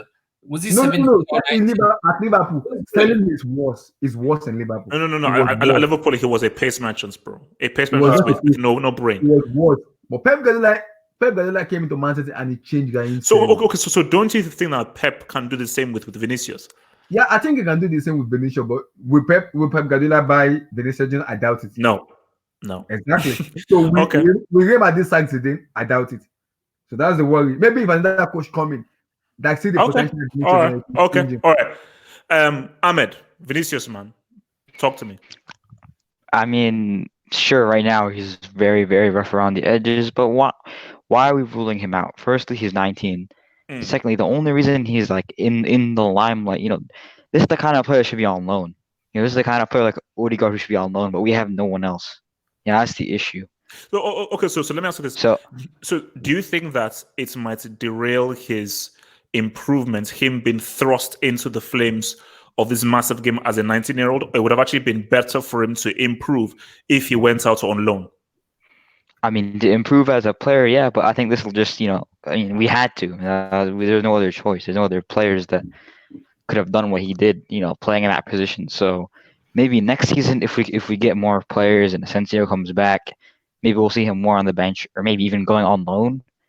However, I definitely see him, as a player with potential. I'm not saying he has potential to be Messi. A lot of people real quick want to say this guy is going to be generational talent or about certain players, but I think he can definitely be a decent player. He definitely has potential, and people shouldn't. Sure, he has trash performances this season, but you can't just give up on him. It's partially Real Madrid's fault. I mean, how come he didn't sign any wingers to play in that role? So I think he has potential. That's all I can say. If you're going to put money down, would you put money down on him becoming one of the world class, one of the best players in his position in 5 years' time, or no? So 5 years' time, he's like 26, 20, 27. Okay, so you say no. Okay. You mean like top 4 in his position or top 3 in his position? Top 3 in his position. So let's say he's 27 years old. Messi, it's a totally different. Okay. No, because I mean, there's a lot of other young wingers and young attackers that Sanchez coming through. Leroy Sané is coming through. A lot of guys are coming through. Yeah, look, I agree with that. I'm not beating on Vinicius, but you can tell when someone. But I keep using the example. This is similar to Sterling. Sterling was a pace merchant, nothing but a pace merchant, and look at how Pep turned him into. So, bruh, who knows what 5 years could do under the right circumstance? Bidiko, Vinicius. I'm gonna tell you this right now, EJ. Okay. It's all coming from facts. Okay. How I see it, I think Vinicius is a better player than Laessi. Okay, Bidiko. Now, look. Bidiko. He scored a 1v1. He scored a 1v1. Bidiko, this. He scored 1v1. Bidiko, this. Okay, no. Let me talk. Can I talk? Bidiko, I'm going to mute you. I'm going to talk. Bidiko, this. I've entertained this for far too long right now. This is now getting quite sad right now because you are. This is a strange PTSD. So you're now saying that Vinicius is better than Messi? Even Messi at his worst, you're saying Vinicius is better? You can't, bro. You can't say that. Benjamin. Why shouldn't I say that? Can you tell me? Who is Benjamin? I have no idea who the hell Benjamin is. Your name is called Ben Yudai. Ben Yudai. I have no idea who the hell that is, but please carry on. Okay. Anyways, I know your name, and it's funny, but HA's actual name is Ben. If none of you guys knew this, but wait, to be honest, Move on to Um, the to be honest, but I don't know what all this I'm- guy is saying, man. Look. yeah. to be honest, all I'm saying is Vinicius, right? Okay, Vinicius, all right, scored a 1v1 today. Can you tell me, did Laessi score 1v1 today? Just answer the question, HH. Did Laessi score 1v1 today? No, he compared didn't to square Vinicius? 1v1. Exactly. That's the point that I'm making. In terms of 1v1, Vinicius is a really good player because he knows how to take on players 1v1. But if you're talking about him like dribbling like 4 or 5 players, I think he's not that kind of player. You get what I'm trying to say? But he's a Okay. really So, good player. Pidico, let me get this straight. You honestly believe that Vinicius is a better player than Messi? You Of honestly course. believe that? I just wanted to say. So, for the record, you would say that Vinicius is a better player than Messi. That's what you're saying. Did Messi score against Ajax away Vidico, I in didn't. You know, Amsterdam? that's on the. Answer the question. Are you telling me Okay. that he is a better player than Vinicius is a better player than Messi? Yes or no? No. Of course. Why not? Bro, Oh. the guy just scored a brilliant, beautiful 1v1 against like the best goalkeeper, I mean, the so-called best goalkeeper that Barcelona fans so-called call him to be. So why not? Okay. Cool, man. All right. Can I go next? Wait. Let me give it to Gatlock and then I'll come to Jujuman. Gatlock. Sorry, what was the question? So Vinicius, what do you think Vinicius upside is? Wait, Gatlock, do you have the AC on or something? I can hear some stuff in the background, or are you in Iraq or something? I can hear some stuff in the background. Sorry, switch it off. Thank you, man. Yeah. Vinicius. Look, dude's 19, okay? I'm not really going to get too much on his neck. I get the guy needs to improve even for a 19-year-old. The guy's decision making is kind of whack, to be fair. Reminds me of some of the other youngsters. But look, I think the guy still has time to improve. It's just unfortunate for him that the guy is under pressure in Real Madrid. He should have probably been loaned out or something. Like what's the guy's name? Ceballos. He should have been loaned out. I think he should go to maybe the Premier League or the Bundesliga, one of them. Yeah, So, so if he was to move to the Premier League or Bundesliga, do you think he would improve if it was moved there, though? Yeah, I do. I actually do. If you move him to like a place like Everton or maybe Leverkusen or Dortmund, anywhere there, I think he will improve. But then, do you think those places will instill the discipline he's given? Because let's say he goes there, and they say, okay, this is a Madrid player there. Oh, wait, let's give him the freedom to express himself, rather than actually say, no, do this right now. This is what you need to do. Stop dribbling here, and enforce some strict guidelines around it. Will he be given those strict? No. Look at Haaland. I don't think the guy is giving many strict stuff to do. I think, look, the guy is young. He should be able to express himself. I think, look, I don't think the Premier League has much discipline in telling people to do something. I think in any of those mid-table clubs in Premier League, he will thrive in that one. I think the dude will do well in the Premier League or the Bundesliga. Let's say maybe like a 2-year loan in one of those places, and then come back, and I think he'll do well. So I think he's still young. He's 19. He has time. Okay, then. So, in your view, if you were to put money down, do you think that if he was to move to one of those clubs, he'd come back and become one of the world-class players? Let's say in 5-6 years' time. I won't say world-class. I'll just say around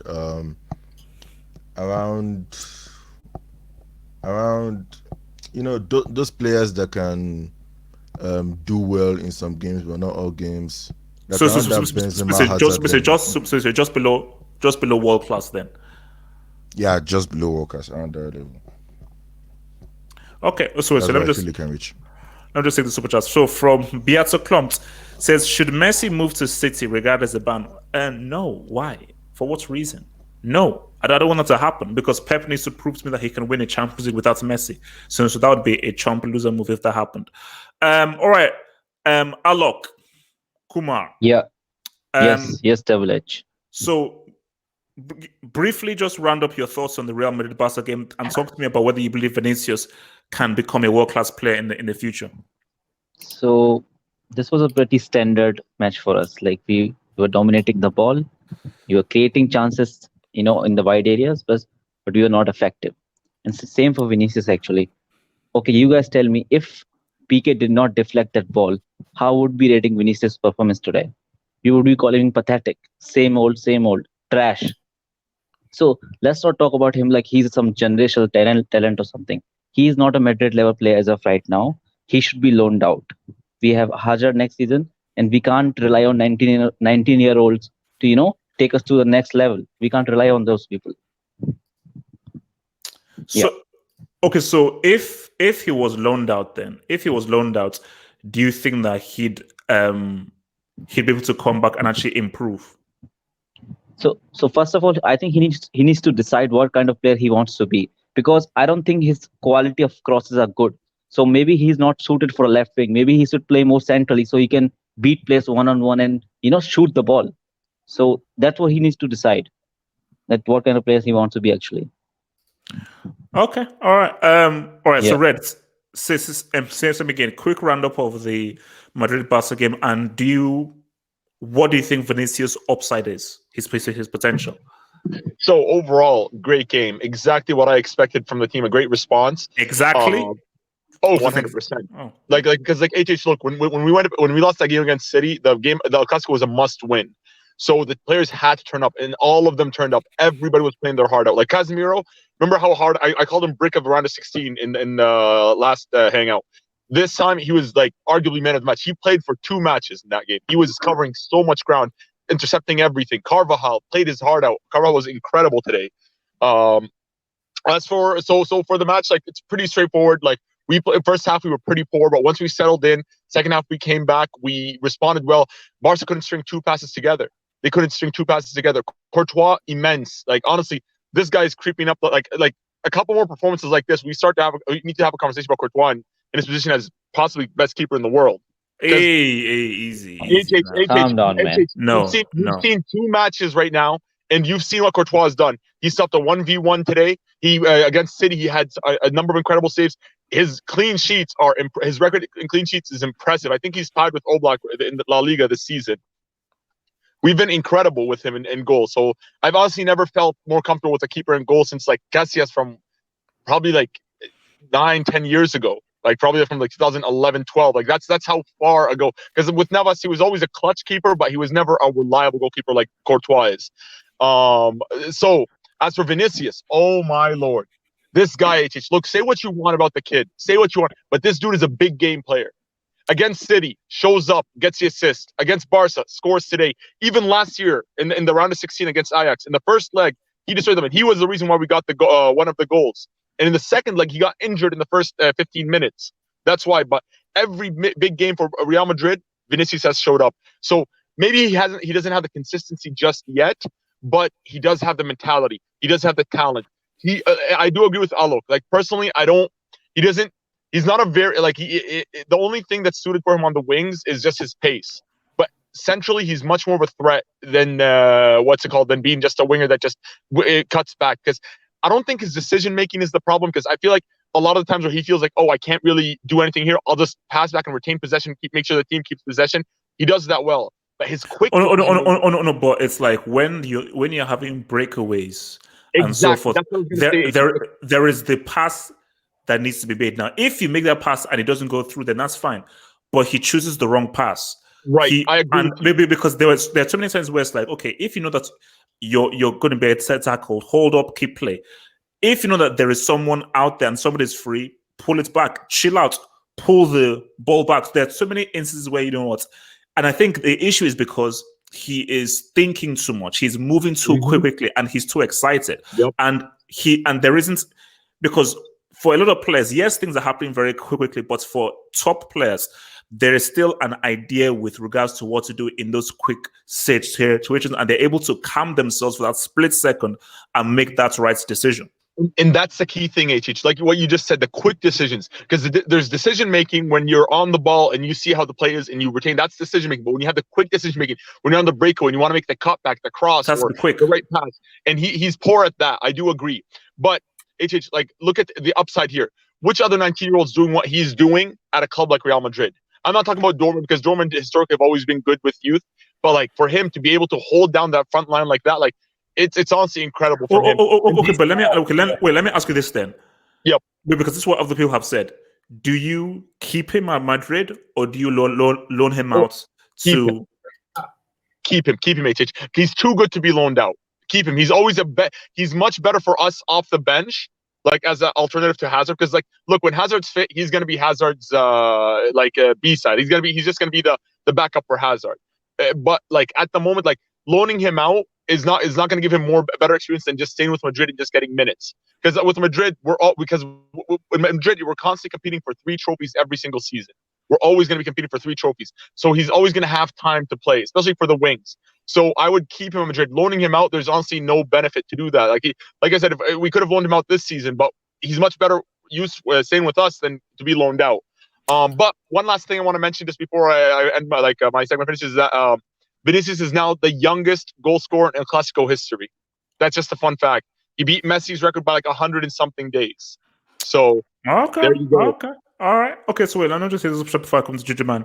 So Beato Klum says Madrid is right to hire Zidane over Mo. Thoughts? Oh yeah, for sure. And this is from a huge Uncle Mo fan. I think this is Zidane's team. Although as much as Zidane knows this team and he knows how to get the best out of these players, I still feel that this team needs not a total overhaul, but a substantial overhaul. I think players need to be freshened up, and I think there needs to be a balance between the old guard that Zidane knows and trusts, and some new, exciting, different players that can give Madrid just a little bit of an extra kick. Juju man, Vinicius man, talk to me, man. Yeah, with Vinicius, look, he's don't be rude, and don't insult his features. Oh yeah, but I'll be positive. He's good with the way he expands the field. His pace, he can run. That's why he's good for that. But everyone has said it, and I agree. He's not Madrid quality. If this is Madrid, no, but he's not. I'm looking at his Instagram and trying to see his personality. I mean, there's one where he's working out. So but I'll give him chance with that because look, I'm a guy that believe if you work really hard and with the intelligent, if you're intelligent and work really hard, he can make it. He can make it. But I'm not sure because he was supposed to be. I said it last year. He was supposed to work on his finishing because I'm not sure he's going to play for Madrid with that kind of finishing. That's no Madrid quality of finishing. But do you think he can improve though? Do you think that there's a chance for him to improve if he gets loaned out or something? If he gets loaned out, I think next season is probably his last to prove himself because he keeps getting. I mean, today he took advantage of, so he's buying time. So with loaning out, I'm not sure he's going to come back to Madrid if they loan him out because. It all depends on how because even if they loan him out, it all comes down to if he can improve, if he takes his career seriously. Because for him, it's all about improving. It doesn't matter if it's in Madrid. Like today, he did a good job taking advantage of the opportunity. But this week, I mean, all said and done, this week he missed the one clear chance against City, but I mean he made it up this Classico, which is huge. So it's all up to him. I don't think the team makes a difference. I don't think. Okay, so do you think he has a chance of developing into a top player in the future? Yes or no? If he improve, look at it's different. If he play, the only thing is if he plays intelligent, because that finishing, I'm not sure he can improve. It's been almost over a season, but with confidence, I'll give him benefit of the doubt. Like there's nothing to lose. I'll give him benefit of the doubt. If he, no, but it's a simple question. Do you think that if you're going to put money down, let's Yeah. say he's 27. Do you think he'll be among some of the best players in the world, or one of the best players in his position? No, unless he has like a Ronaldo type work ethic. Because if he doesn't have like the best finishing, and he can make it up with hard work, and if he doesn't have the hard work, he's bad. But I'll give him. I think he'll still be like, this is a huge leap of faith. I think he'll still be playing in Europe. But like, this is just So basically, you don't think that he will develop into a top player? No, because he doesn't have it. He doesn't have it. Just even if he had the right coaching, even if he had a Pep Guardiola who believed in him, you still don't see it. No, because like the finishing, he's supposed to. This is the stuff you learn when you're young. He's 19. So you say that he can't. If he was 29, I would get you 20, 21, 22. Only when you're 24, 25, you're really hitting your mark as a player. The one thing though is, it's been 2 seasons. Can we say? It's been 2 seasons at Real Madrid, bro. Okay, boss. Yes, and he's gotten his chances. Can we say that his finishing has improved? Like he still misses, which is no good. He's supposed to improve his finishing. And what attributes does he have? Like, he's good. Like he opens up the field with his pace. He's fast. What else does he do? Can he kick penalties really good? Is he good with heading the ball? Can he take free kicks? Can he take corners? He can't do anything. It's the one attribute. I mean, if you're limited, I mean, if there's no one in the market, then keep him. But if you have other option, you get other option. I mean, you can bring him in as a sub, as an impact sub to finish when everyone else. So basically, if Real Madrid can get Neymar, they should get Neymar and sell him, or should they keep Vinicius and not get Neymar? No, Neymar. Neymar is another one. I'm not sure he has the mentality to be. Juju, don't do that. Don't do that. Juju, don't do that. No, okay, but we'll get there. We'll get to Champions League talk. Right. Let me just get some super chats here. From Yasir Saeed says, Red disrespecting Keylor Navas. Shake my head. Wait, Red, did you disrespect Keylor Navas? Oh, no. I would you put Courtois over Navas then? Would you rate Courtois over Navas? But yes, but like why do people underrate Courtois? Courtois won in La Liga with Atletico and took them to a Champions League final where they had. But Courtois was trash during his final days for Chelsea, bro. He was. But he was trash. He had a year and a half off, like with that last year with Chelsea and his first year with Madrid. But if you look at Courtois' overall career, Courtois has been insane for the majority of his career. He's been amongst the world's best keepers for at least the past decade, from 2014 till now. Like he was with Atleti, where he was like on loan and he was developing. He was incredible. Went to Chelsea, won 2 Premier League titles, where he was also amongst the best keepers in the league. Came to Madrid, and look, like the numbers speak for themselves. Madrid have never had a defensive record this solid in years, because Madrid fans, they might not like to. Look, when a player leaves, of course we're gonna remember the good times, like the game against Bayern Munich where Navas single-handedly won us that tie. But when you look at overall, like I remember, like Navas, there was a lot of times where he would cost us at the back. He was, for the big games, he was clutch, but those small games in the league, every time it was one-on-one, you know it's going in. Not to mention that Navas was just not good on penalties. I don't think I've ever remembered Navas ever saving one penalty. Courtois saved us a penalty in the Super Cup final. Like, people just have to forget nostalgia and just rate him as it is. Courtois this season is better than any individual season Navas had. Okay. Overall, all right. Not just in specific matches. Okay. All right. Another super chat from Yasir Said said, why are people mentioning Hazard is finished? Because Yasir Said, people are a bunch of haters, man. So obviously, this is something that we always discussed with on the let me do another one from Yasir Said, who says, who becomes a top player at 19? Mbappe is an anomaly. Thank you. Give the time, Juju Man, you flipping hater. Wait, there's a lot of examples. How about Sancho? Mario Götze, Sancho, Haaland. Mario Götze. Götze wasn't world class at 19. What the heck? No, he was amazing. Like, I mean, it wasn't. He was alright. He wasn't world class. He was getting. Yeah, we thought he would get. Where is he now? Thank you. And then look other examples. There's Wayne Rooney was world class at 19. Cristiano was world class. It's not an anomaly. There's a lot of top players that were world class at 19. Yeah, Wayne Rooney was world class. Who else? Like, it was Pogba. Yes, Pogba 20 Nah. again, 21. Pogba was world Relax. class at Pogba. 19 or 20.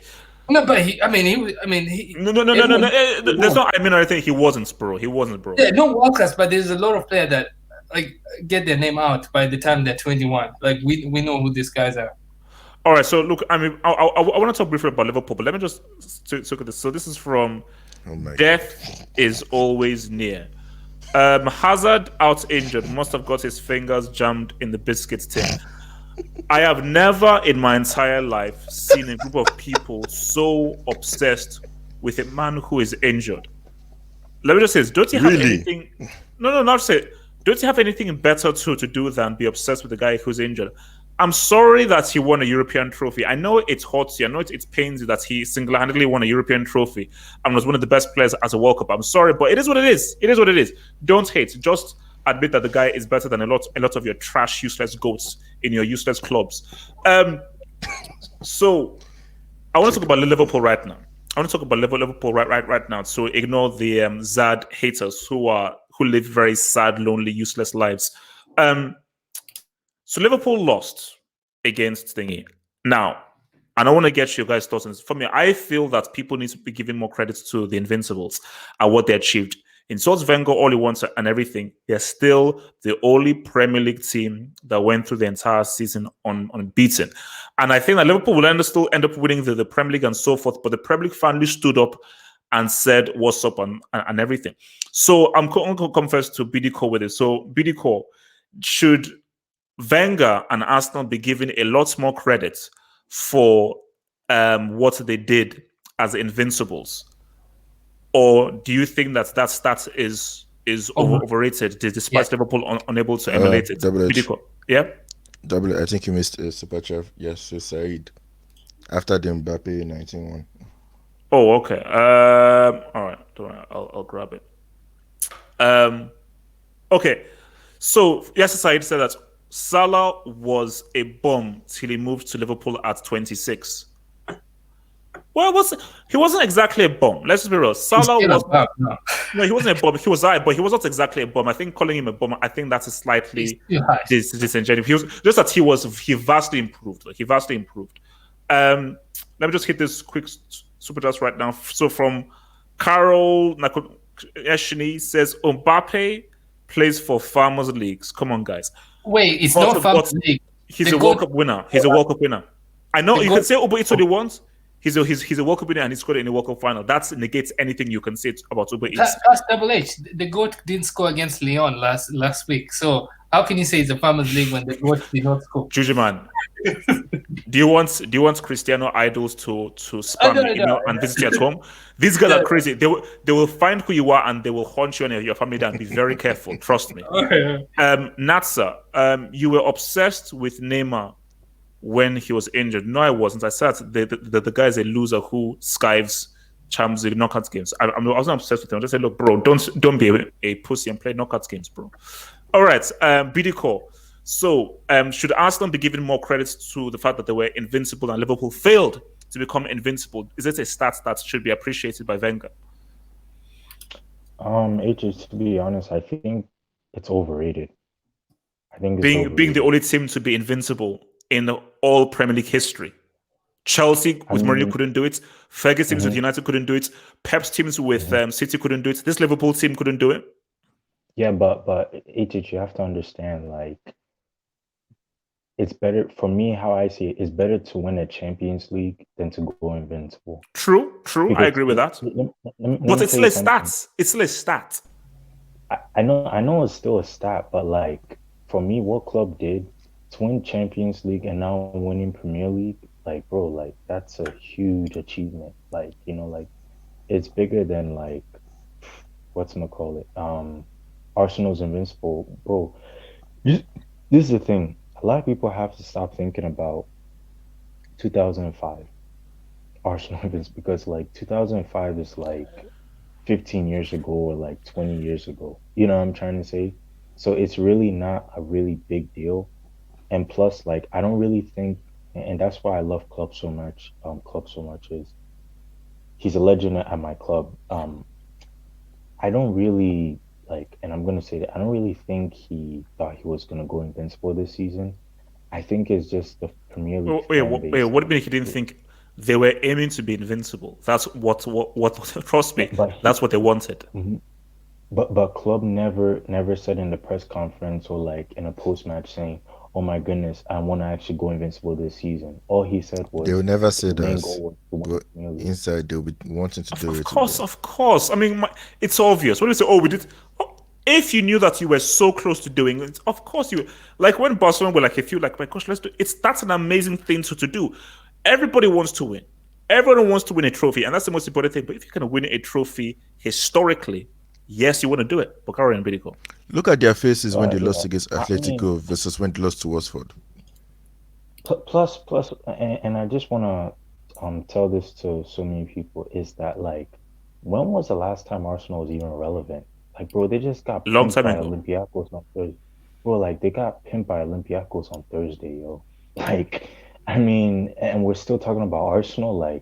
Come on now. These guys are so irrelevant. And if people are gonna say, "Oh, Wenger still has invincibility," yeah, he has his invincibility, but he doesn't have the biggest trophy in world football, which is the Champions League and the World Cup, and that's the two trophies that doesn't have.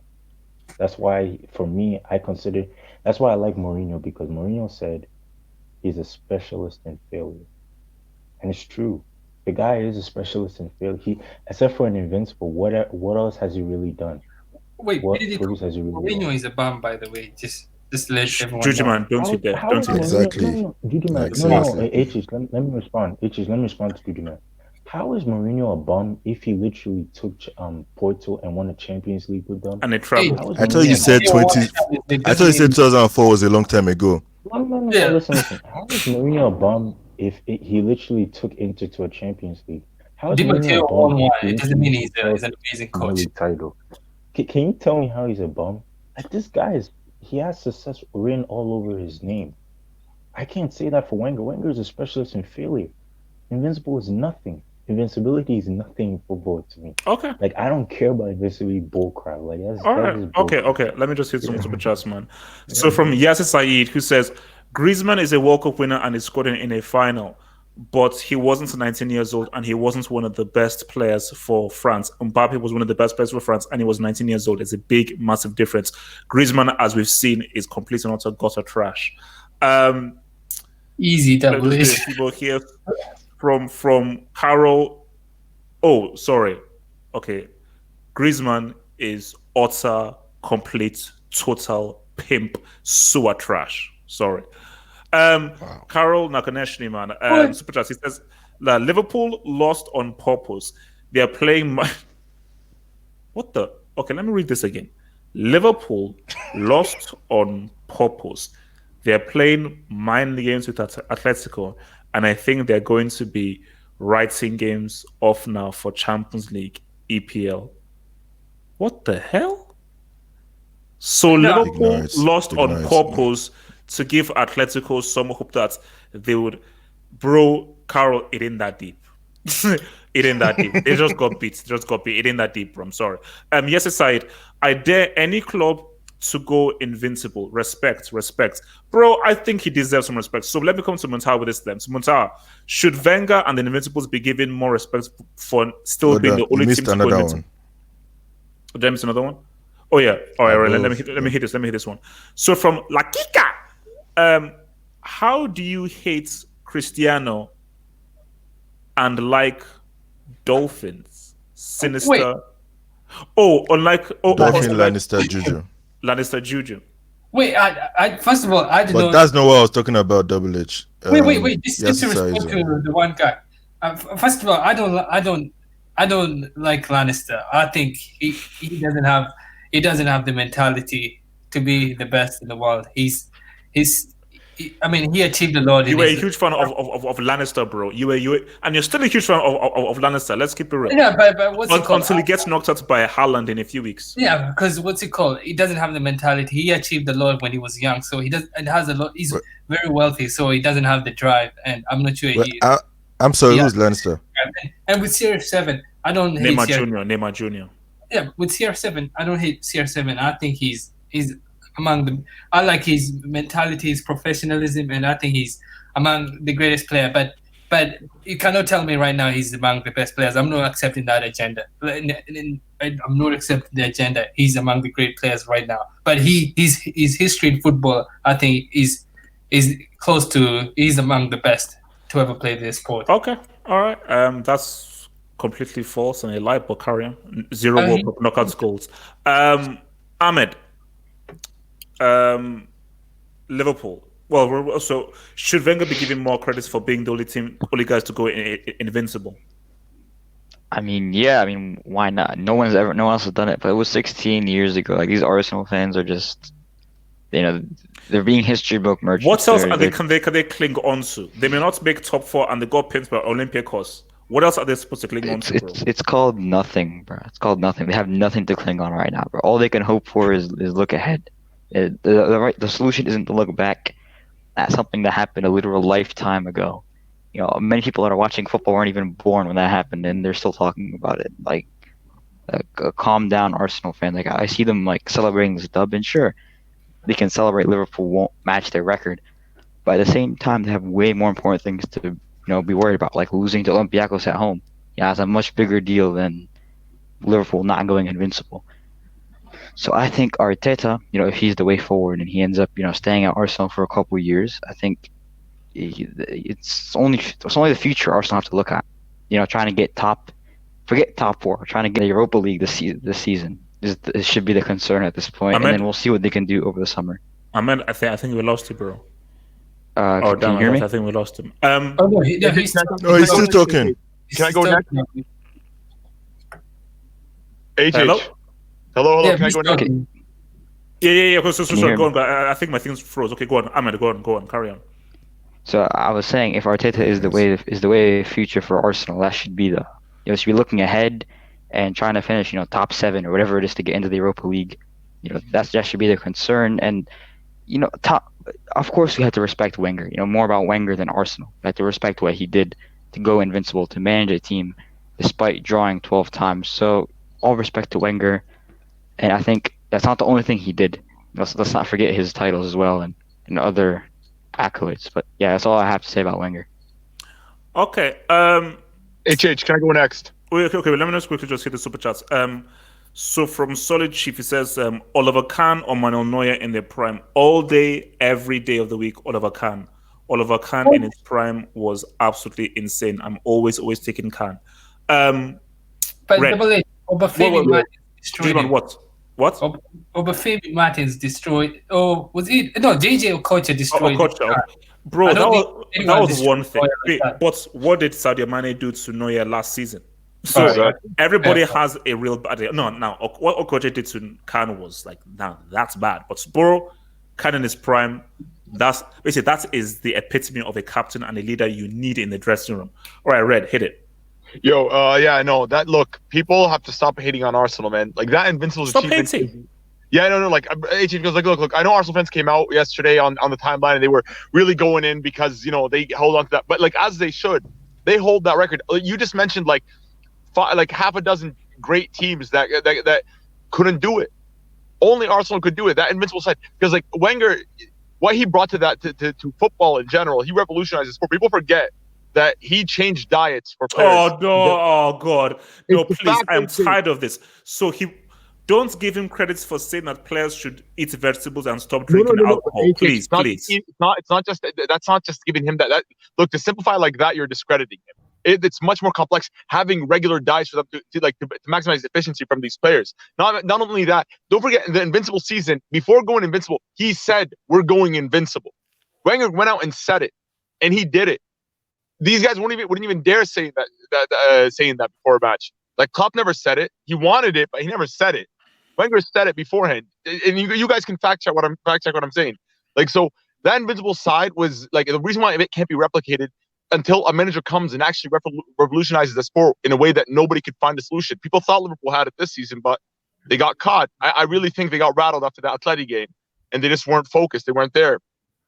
But yeah, like with the Invincibles, you got to give credit to Wenger. You got to give credit to Arsenal.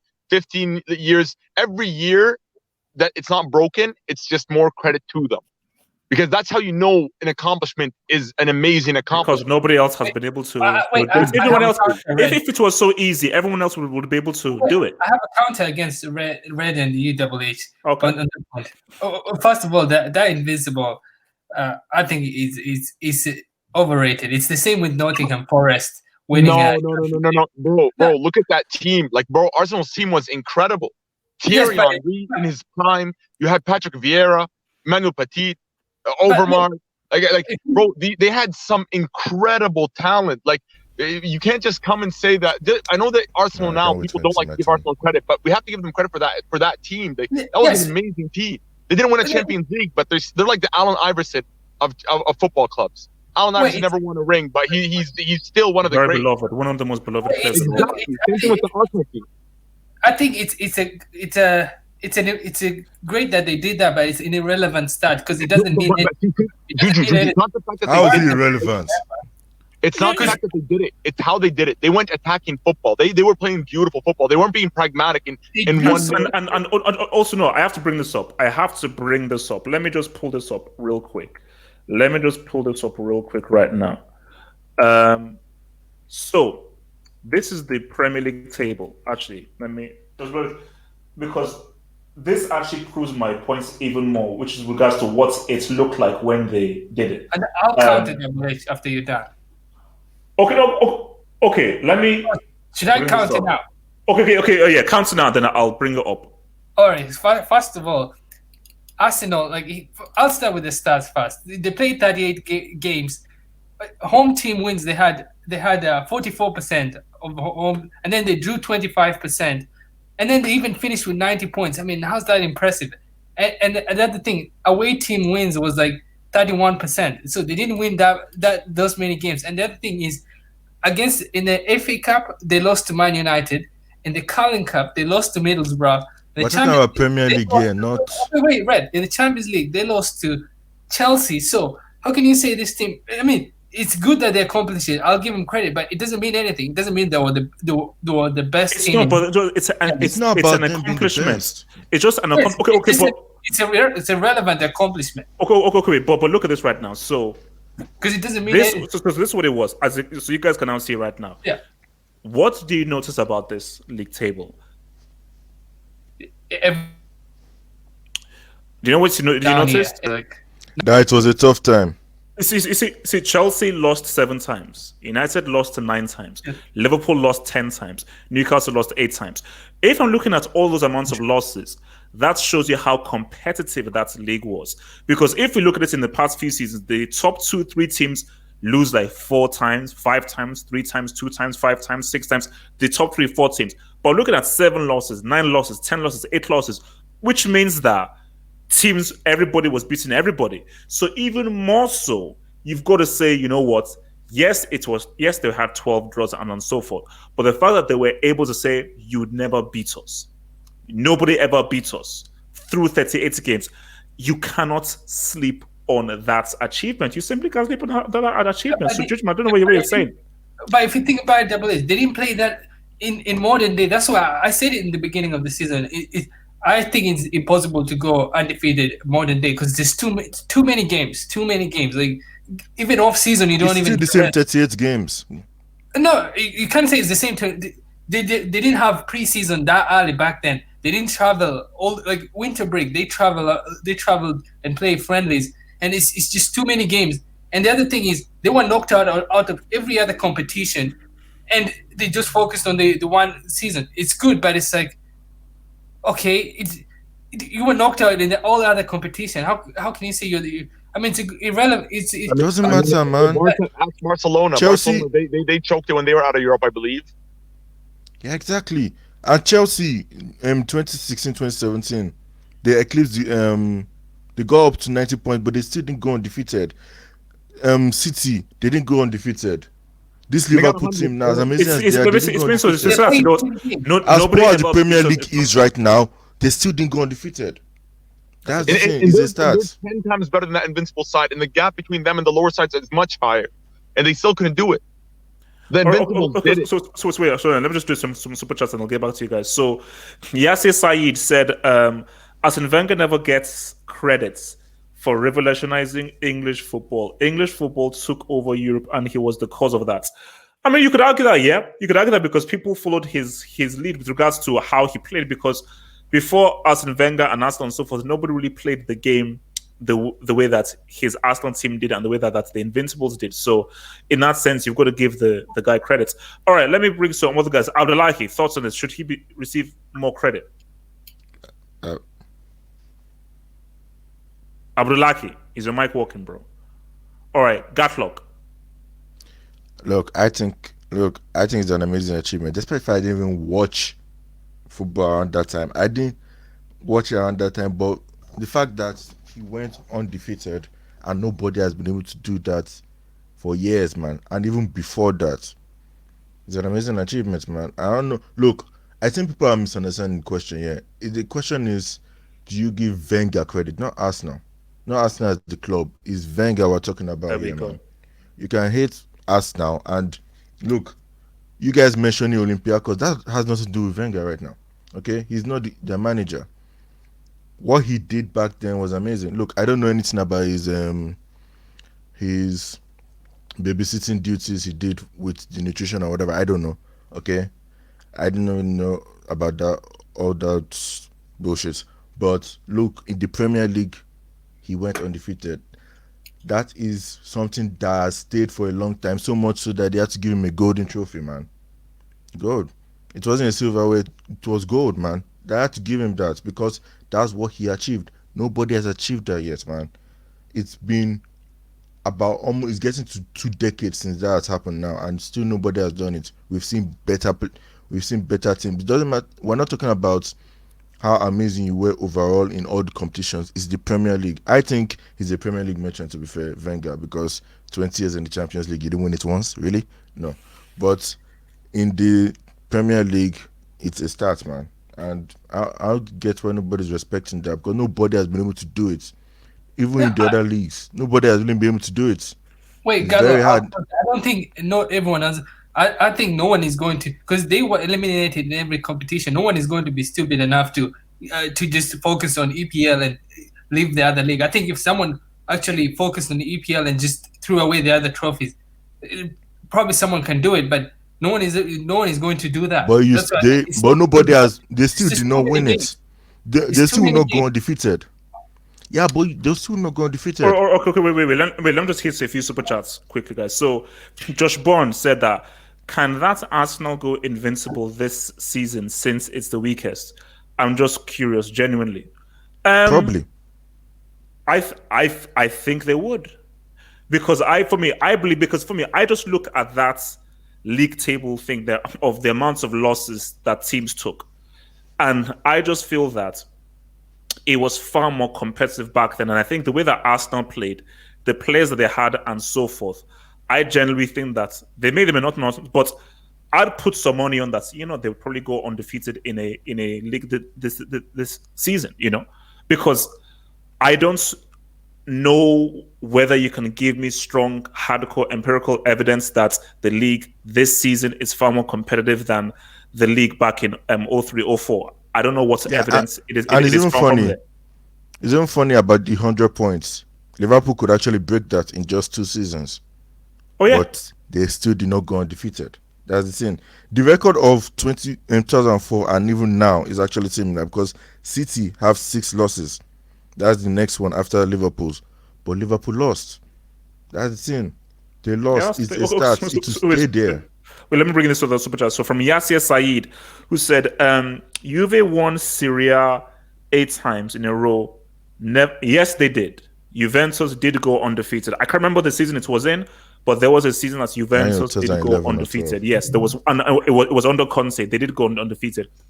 PSG wins the league during March every season. Never went undefeated. The Bayern never did it. So yeah, it's never been done in the Bundesliga. Never been done in the La Liga. But Juventus did go undefeated. They did go. Levante made sure it wasn't done in the La Liga. Levante made sure it wasn't done in the La Liga. I mean, how the hell did Barca take a L against against those flipping dudes, man? I mean, Levante beat Barca and Real this season too. Look, man, shout out to Levante, man. Shout out to your boys. Give Levante more man. credit, man. Oh yeah, no, yeah. So yeah, Juve. I think they did it twice. Yeah, so Juve apparently. I know they definitely did this once, but that wouldn't surprise me. I think they did do it twice. I think they actually did do it twice. I mean, It's Syria. not that hard to do it in Syria now. Like it's. I mean, look, like you know what? That's for me. Leon just proved my point. Disgraceful. It's bad enough that you allow a team to win it 9 times in a row because they're winning it this season. Even worse, so you allow a team to go invincible twice. The whole point of invincible. I think it was once during this period. I think it was once during this period. I think it was once. I don't think they did it twice. I've looked through that time. I didn't see. I saw like one losses, but it's only once they did it. 2012. Yeah, that's the season. I don't think they did it twice throughout this 9 in a row. All right. Okay. So look, man. So just to kind of my final round-off topic, man. Champions League, man. So we now have all of the last 16 games that have all gone through. Beautiful, so forth. And I think the first week was better than the second week. I think it was all good. I enjoyed all the games, but I think the first week was definitely better than the second week. So because I think we already did the dudes and the bricks with you guys and so forth, I want to now focus on the biggest takeaway. Actually, wait. So yeah, Gatko, did you do that? Nah. Since you didn't do that, I'm going to ask you that. But before I come to you, this is the biggest thing. So, biggest takeaway from this whole thing. If you just have one massive takeaway, what would it be? One massive takeaway from this whole thing. So for me, I'll start. I think the biggest takeaway from this that I like is, apart from one game, and you know what that game is, apart from one game, we are in for very exciting second legs. And that's pretty good.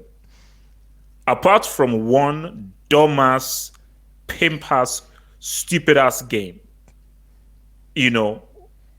coached by some loser, we actually have some really good second legs. And that is what really excites me. I don't think, apart from one game, we have games in which, there's no point in seeing the second leg. Tune into that Valencia second leg game. Yes, they lost 4-1. Tune in to that second leg Valencia, because I feel that something's going to go. That's, for me, I think that could be one of the most exciting games of the round. That Valencia-Atalanta game, because because they know that they have to score goals, and they're good at the Messi, and Atalanta are now going into uncharted territory, because I wouldn't be surprised if that ends up 3-0. I would be surprised if that somehow, or if it ends up 4-1 and it goes into extra time. So I think that is definitely great, is that even if Real Madrid lost, they could still do something in that second leg. We all know what Liverpool are going to do in that second leg. If PSG don't want to be excommunicated, they better say something in that second leg, and Dortmund are not going to go down with their fights, especially with your boy Erling Haaland. I'm worried about Juventus. They're not going to come through, because I double dare Juventus to get knocked out by Lyon. I triple dare Juventus to get knocked out by Lyon in their own house. It's one thing to get knocked out by Ajax. It's one thing to get knocked out by a team who are 7th in Uber Eats. So let me come first to Alok, man. So your biggest takeaway from this Champions League, first leg, last 16? The biggest takeaway is that Premier League is not the best league in the world. That's what Atletico Madrid proved. And similarly, we need to put some respect on Bundesliga name. They beat PSG. I think they won all their games. Yep. So let's not call it some Farmers League or whatever we call it, Uber Eats League. That's a bit disrespectful. But it's a second legs in all of the matches are great except the Tottenham game, because that game is done and dusted, I think. I don't think anyone here thinks. Alok, let's I know you are a fan of Mourinho. So am I. But still. But look, let's just keep it real. That wasn't the one game. You know what the one game is. I don't even want to mention it because it will make me sick. It's only 1-0. Tottenham only lost 1-0. Yes, they lost. Yes, it's an away goal. That's still a 1-goal deficit. It's still a 1-goal deficit. So, but yeah, carry on. Let's be objective. You have seen Tottenham every match, so have I. Do you really think they can create even a single chance? Nope. Then what is they're going to lose? They don't even have a striker. They have a guy like Lucas Moura. I don't know what he does on the pitch. He dribbles the ball, but he is not assisted. or scored a goal in like 10 games. Like, what is he doing? And this is so weird, man. The most interesting game, and similarly the Chelsea one, I don't even want to speak about it because I don't want to give you depression. Don't. So I'm pretty excited for Napoli-Barcelona game. I think we might have a surprise there. We might. Bro, based on what I've seen in Classico and with Messi, Napoli could do something, man. Why am I hearing a child? Why am I hearing a child? Please. Yeah. I don't think I had sex in the last 1 year, so I don't know. I don't think it's my child. Abdullah means your mic. Whose child is it? Okay, no, it's cool. Okay, wow, look, bloody hell, guys, please don't bring childs into this whole thing. Thank you very much. All right, what's it called? Let me go over to Nish. Biggest takeaway from this champ. Sorry. Let me just hit the super chat. Sai says HH 6-0 on aggregate. Yeah, at least it's not 10-2. Saeed, don't please don't. I've trying to forget about that game, and I'm probably gonna skip Gatlo because I don't want to hear from him. Nish, biggest takeaway from this last 16 Champions League, man. Yeah, the biggest takeaway I think is have you seen First Blood? Rambo Sylvester Stallone. Wait, what? Of course, that's one of my favorite films of all time. Dude, I love 80s movies, dude. Nothing is over. Again, this is the best quote from that movie. Nothing is over, and I think it's not over. Nothing's over. You can just turn it off. It's also why you won't let us win. Look, man. Look, bro. Okay, sorry. That's just my childhood, man. That's my childhood, man. But yeah, carry on. Dude, that's the key takeaway. Nothing's over, and I think last season pretty much broke all the records in terms of comebacks. Like comebacks. Yeah. Even in Champions League, comebacks weren't all that frequent, but last season, we started seeing more and more, and pretty much every stage there were comebacks. And I think it's going to be even crazier this season because practically all the ties are finally poised, and practically all of them are coming back. Even Madrid City, the thing about those two teams is that they both play better away from home. Even in Europe, I think. Even Man City tend to play better away from home. It's not a surprise that they won in the Bernabeu. So, I mean, I wouldn't even rule out Madrid there. But I think the really key tie for me is, I still think Barca should overcome Napoli because they're at home in the second leg. And I think Messi will turn up because it's at Camp Nou. I mean, he usually does. But I think the really interesting one for me is Atletico Madrid versus Liverpool. Because if Atletico Madrid score an early goal like they did in the first leg, within the first 10 minutes if they score, and I think that could be a really, really good game. I think that could turn into a very good game if Atletico Madrid somehow bag an early goal through some fluke or some Messi build-up play or something like that, and then really turn Liverpool's attack on. I think that could turn out to be maybe the best game of the Champions League season. So that's the one game I'm really looking forward to. And honestly, Liverpool have conceded 6 goals in the last 3 games. I mean, you think Simeone's probably encouraged by what he's seeing. So yeah, but Atletico have a dude called Alvaro Morata in attack, bro. Yeah, but I think Costa, Felix, and Herrera are all coming back. Costa has not been relevant in years, bro. Don't underestimate Costa. Well, I am underestimating that 65-year-old dude, man. Yeah. I love the reverse psychology, but yeah, I'm going for that. I'm going for that game. I'm gonna definitely tune in to see that game. It's gonna be epic. Yeah. Okay. Red. So sorry. Let me just this is quick super chat. BVB and Real Madrid, I'm begging you for the integrity of the UCL. If PSG get knocked out, Red, please, what your biggest takeaway? Your biggest takeaway. My biggest takeaway? No. As I said, red. Red, are you there? Yeah. I'm here, HH. If PSG get knocked out, it's game over. No. I triple dare them to get knocked. No, if they do Haaland. No, the project is over. Because no semi-final. At least Madrid, when we got Ronaldo, when our project went off, the second Galacticos project, when we got Ronaldo and Ozil and Khedira and all these players, we were reaching semi-finals. We were getting close. PSG, this is the round of 16. The competition hasn't even began. We know it starts in the quarters, and you can't even just get past round of 16. If they get knocked out, I'm not even kidding. Neymar should leave. He should be entitled. He should have a clause in his contract that says that he should. Yeah, like he's got to go. Like go back to Santos, start over. Like that's it. Go to Siberia. Yeah, like no, it's done. And Mbappe, they'll lose Mbappe. Mbappe's not going to stay. Like there's. No, he's off. No. Mbappe's off to Madrid. It's a matter of when, not if, but when. So Mbappe's gone. Like I guess they're gonna keep some of their players. Some of the players are gonna say they're just to get paychecks because they know they're not good enough to play anywhere else because you're clearly not good enough. You can't even get to the quarters. So yeah, no. So if PSG fail, then yeah, this is a disaster. It's a disaster. Like you can't. There's no coming back from that. Another team is good for us, bro. But overall, what do you think was the biggest takeaway? Looking at this is game as a whole. If there's gonna ever be a new winner in the Champions League, I think this is a good year for it. Napoli could actually can win the Champions League based off the performances. Like the sure wins are I feel like Bayern. If you want to go based off performance, I think Bayern. I think they are the clear favorites, better than Man City. Yes. Wait. No. Red. You see, I didn't want to talk about this. I really don't want to talk about this. You can't. No, we have to give him credit. No, Red. You see, Red. You see, Red. I know. You see, Red. You're a smart dude. You're a really smart dude. So you tricked me into this.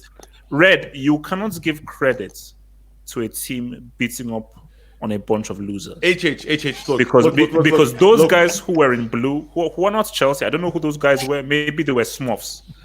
I think they played Smurfs FC. You can't say that. No way. You can't say Bayern Munich are one of the favorites because they lubricated Smurfs FC. Oh no, it's not because of that. My argument's completely different. Remember last year, everybody was saying that English teams are the best because they all progressed deeper into the round. Well, the German teams have all won. Every single one of them won their match. And if you look at the Bundesliga, Bayern are number one. So that leads me to believe that these guys are able to dominate some of the toughest opposition in their own league that are also dominating across. Like it shows you the real quality of the team. And not to mention, like, they were without Lewandowski and they put 6 this past weekend. And with Lewandowski, he's the most on-form striker in the world right now. Like easily, right? Currently, he's the best. Better than Immobile. Immobile has like 15 penalties.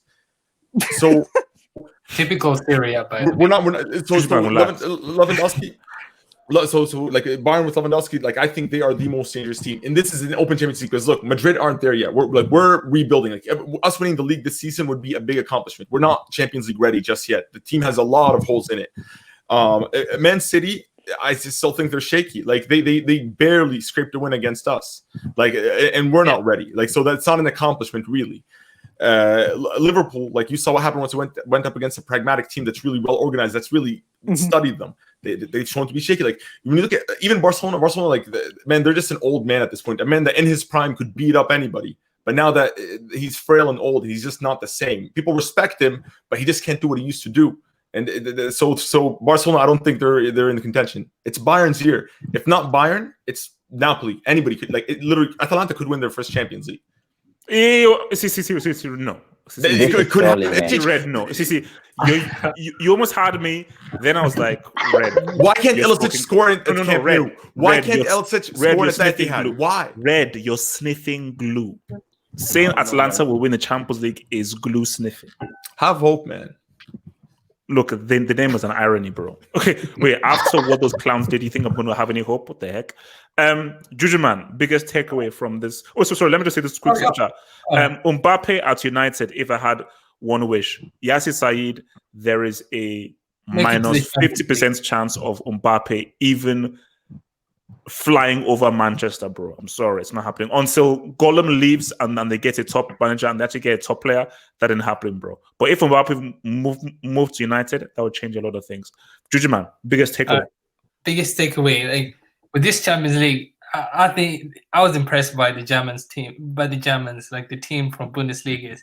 I would go as far as to say Leipzig. Relax. No.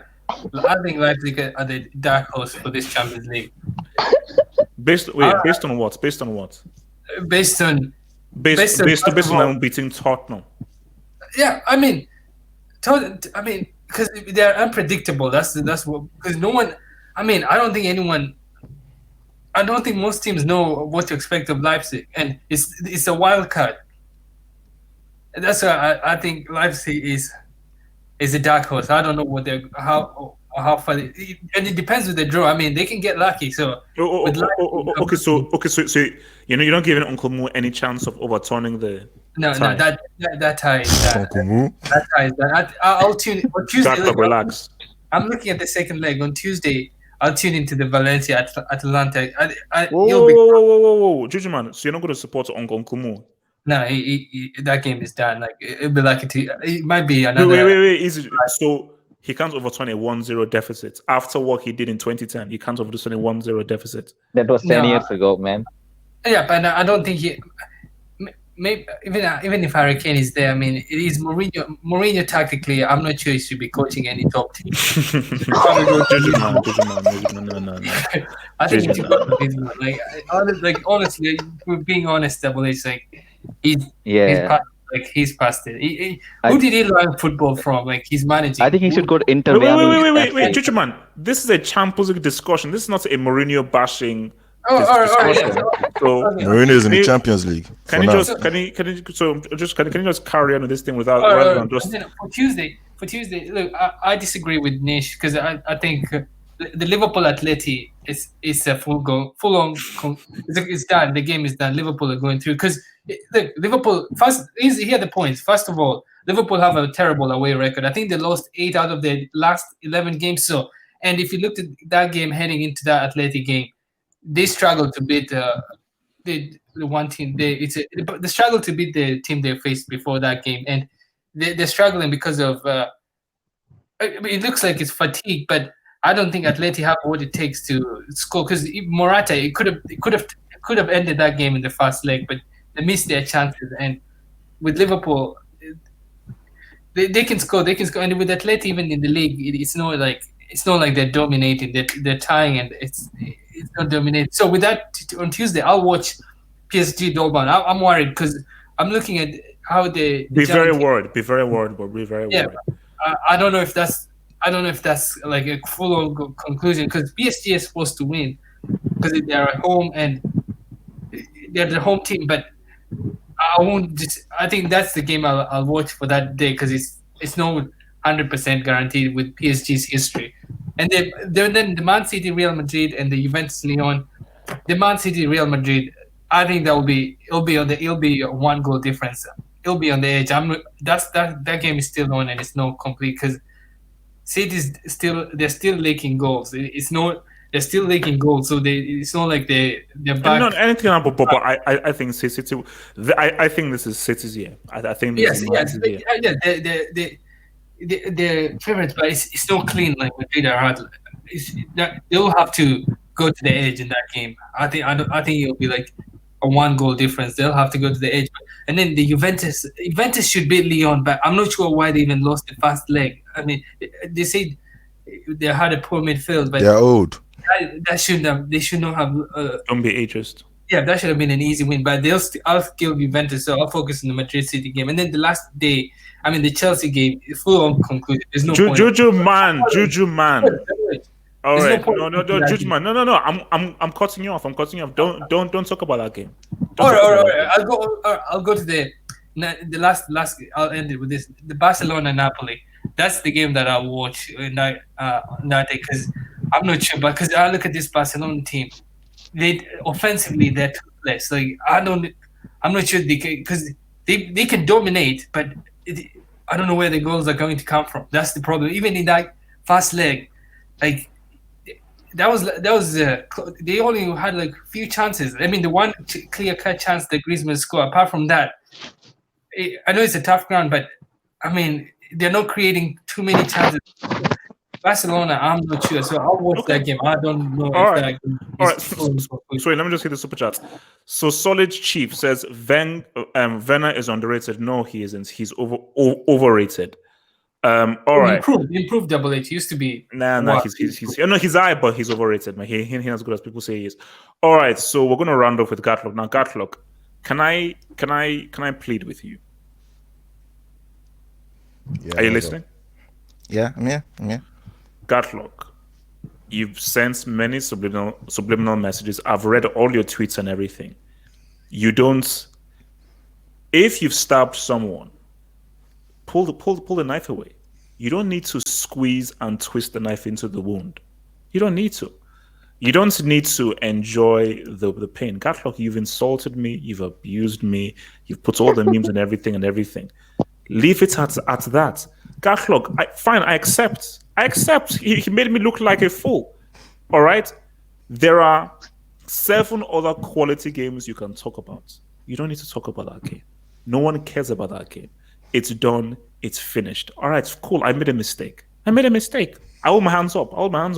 Okay, I made I put my faith into a bunch of losers. So Gatlock, your takeaway of the last 16 without mentioning that game. Thank you. Which one should I do first? Dudes and bricks of the guy or my takeaway? Yeah, no. Okay, so since you have your dudes and bricks, basically that dude, dudes, bricks, and brick of the last 16. All right. My dudes, Atalanta, debut win with 4-1. Amazing. Quality. That dude, Alonso Davies. I won't say much after that. You could have picked Erling Haaland, bro. I picked Alphonse. You can't go with the pick that I picked. You could have picked Erling Haaland. All right, but fair enough. Okay, bricks, Juventus. Yeah, why is everybody going with Juventus? Why is everyone going with Lyon? Were at home. They lost to Lyon. I don't give a shit. At home. To Lyon. And you didn't score. Not one. At least Valencia scored 1. You didn't score 1. Come on. I mean, the Chelsea loss was expected. I didn't expect anything else. And I'm Double H. I've heard your apologies, but I'm sorry. But the break of this round of 16 round is you. Okay, it's you. I'm sorry. It's you. I have to pick you, man. You took too many L's. You took too many L's. He left, man. He left.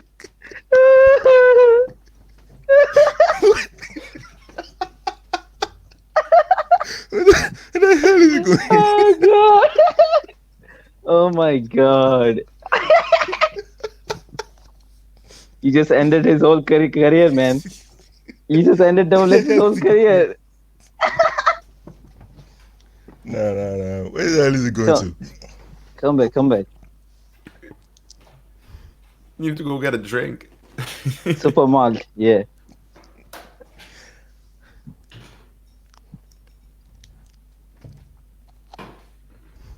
Yeah, put your earphones in. Yeah, I need to hear this. Yo, Double H. Can you hear me, bro? I can bloody hear you, man. All right, cool. Yeah, let me finish what I was about to say. All right, cool. Now, I'm sorry, you had the break of this round because for many reasons, man. You were about to give Haaland break of the game, and he showed you up. Your variety bias, nah. That one, this speaks for itself. Barkley selection, I told you I was going to pick him. You told me no. Your semis minimum hashtag, bro. Abraham hat-trick at the bridge. No, you can't put that on me. You can't prove that was my hashtag. You can't prove that was my hashtag. No, you can't prove nothing. Give me a sec. You can't. Oh, see, man, how sad can you be to keep receipts? Do you have anything better to do? I wouldn't buy Unique because as good as buying Unique and everything, they've got a soft underbelly now. I am praying that Jerome Boateng is in the center of that defense. And if that happens, we're talking Tammy Abraham brace at the Alliance, hat-trick at the bridge. You know what I'm saying? It's Tammy, this is like a court hearing, man. At the bridge and a brace at the Alliance. Tammy's getting a brace at the Alliance. Now, I'll admit, Mona has been playing a lot better lately. He's been playing a lot better lately. But I don't think Muller will do much harm to Chelsea. I think Chelsea will take care of him. I think between Tomori, Zuma, and Roy Riga, ain't going to do much. Like Chelsea are looking to beat Bayern at the Alliance. Looking for that W night. I told you, man, Bayern Munich is a team I wanted. I told you, look at the team. Said, I want Bayern. I want Bayern. Chelsea, I wanted Bayern. See, PSG would have been tricky. Yeah, sorry, bro. You said it. Now, hold on. Give me a sec. God, I think there's something here about. you're a bastard, by the way. But No, sorry, man, bro. Hold on, give me a sec. Now let's see. Where was that part where you said Chelsea have a 3-horse race? Oh yeah, right here. This man has done his research, man. It wasn't a 3-horse race. They said it's only between two teams down. Only two teams. Chelsea are not in this race. No. They lived in credit. So, guys, I'm sorry. I know you don't want to say it. Chelsea are coming for the Premier League title. They're going for it's a 3-horse race. Liverpool and Man City look over your shoulders. Because if you slip up, Chelsea are going to take this. I believe. Okay, I'll stop there now. So basically, I put my points, bro. You are the brick of this round. That's it. So, yeah, I'm done with you for now. Now, my takeaway. Are you okay, bro? Double H, are you okay? You good? do your bloody takeaway, man, you prick. All right, look.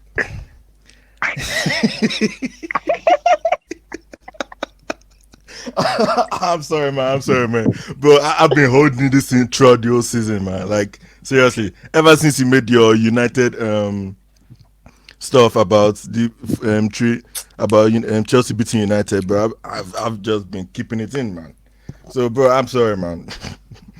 I'm sorry. Like, this is like 6 months in the planning. So, sorry, bro. All right. Hope we're cool, right? We're cool. We're Gucci? We're good? We good? We'll never be cool. Finish your thing so we can end this damn stream, man. All right. My takeaway for this round of 16. I feel Atletico can hold Liverpool at the Allianz. To be fair, I think they could probably get a draw or maybe like a 2-1 loss or a 3-2 loss. Okay, no, 2-1 loss. I don't see Atletico scoring 2 goals at the Allianz, but 2-1 is what I can see happening. The Valencia Atalanta game, I don't think they're going to do anything in that one. I think Atalanta are going through. Dortmund PSG. I've been impressed with Dortmund lately, man. I don't know what Favre has done. I think the back three works, and I think they can hold PSG at their home. Oh, so you're saying Dortmund to go through? Yeah, they are my dark horses for this. So, UCL. Gatlock, you believe that PSG will really test my patience and get knocked out? Because if that happens, Juju man, you can't come back on this Hangout ever again, bro. No, I'm going to disown Lannister and PSG. I'm not going to rep them. I don't rep them anymore. Oh please, dude. Oh please. No, I don't rep No. them. No. Let's be fair. If people attack me and they destroyed me, if PSG get knocked out, Juju man, we are coming for you. Juju man, we are coming for you. No, because you put your neck out. You put your neck out. So no, we will all come in for you. So okay, so yeah, 100%. Basically, PSG is you. PSG is on you. I don't rep that team. Look at this bloody lie. Look, finish your thing, man. Yeah, so now where does stop? Yeah, PSG, I think Dortmund could go through. Lyon Juventus, man, I don't know what is going to go down in this one. Because if Juve mess up against Lyon, Now, Tottenham Leipzig, look, we all know Mourinho is as shit as the rest of the youngsters in the league.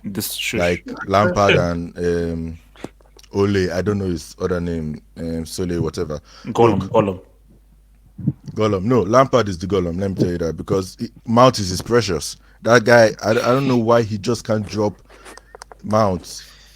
Like, dude, Mount can improve, but nah, that dude, as for now, he should really know how to rotate the guy sometimes. Chelsea, Bayern, I don't want to talk about that one. No. Yeah, but that's it. I think I've done all the ties. Yeah, Real Madrid, City. I think City can finish. No, they're going. City are going through. Although it's not all of my things City are going through. All right, guys. Thank you for this lovely stream. Guys, Gatlock, I'm gonna rethink about your membership to this Sunday hangout. I'm gonna have a long think about that because I think you crossed the line there. You crossed the line there. So I'm gonna think long and hard about your continued membership there because that was harsh. That was really, really harsh. Because okay, no. Let me just end with this. Don't judge me. Don't judge a guy who is happy and excited, and don't put a guy's joyous and excitement against him. I think that's harsh and unfortunate because I'm paining and I'm bleeding. So, Gatlock, you know what? Dude, I'm sorry, man. But since the City and United game, man. Gatlock, since that City and United game. You don't stand. I don't accept your apology. I don't. I fully don't accept your apology. That was dark. That was harsh. But guys, be well, be good. I'll see you guys Monday on the Football Dugout and Monday for Talking Tactics. Peace out, stay true, and F you all, you bastards.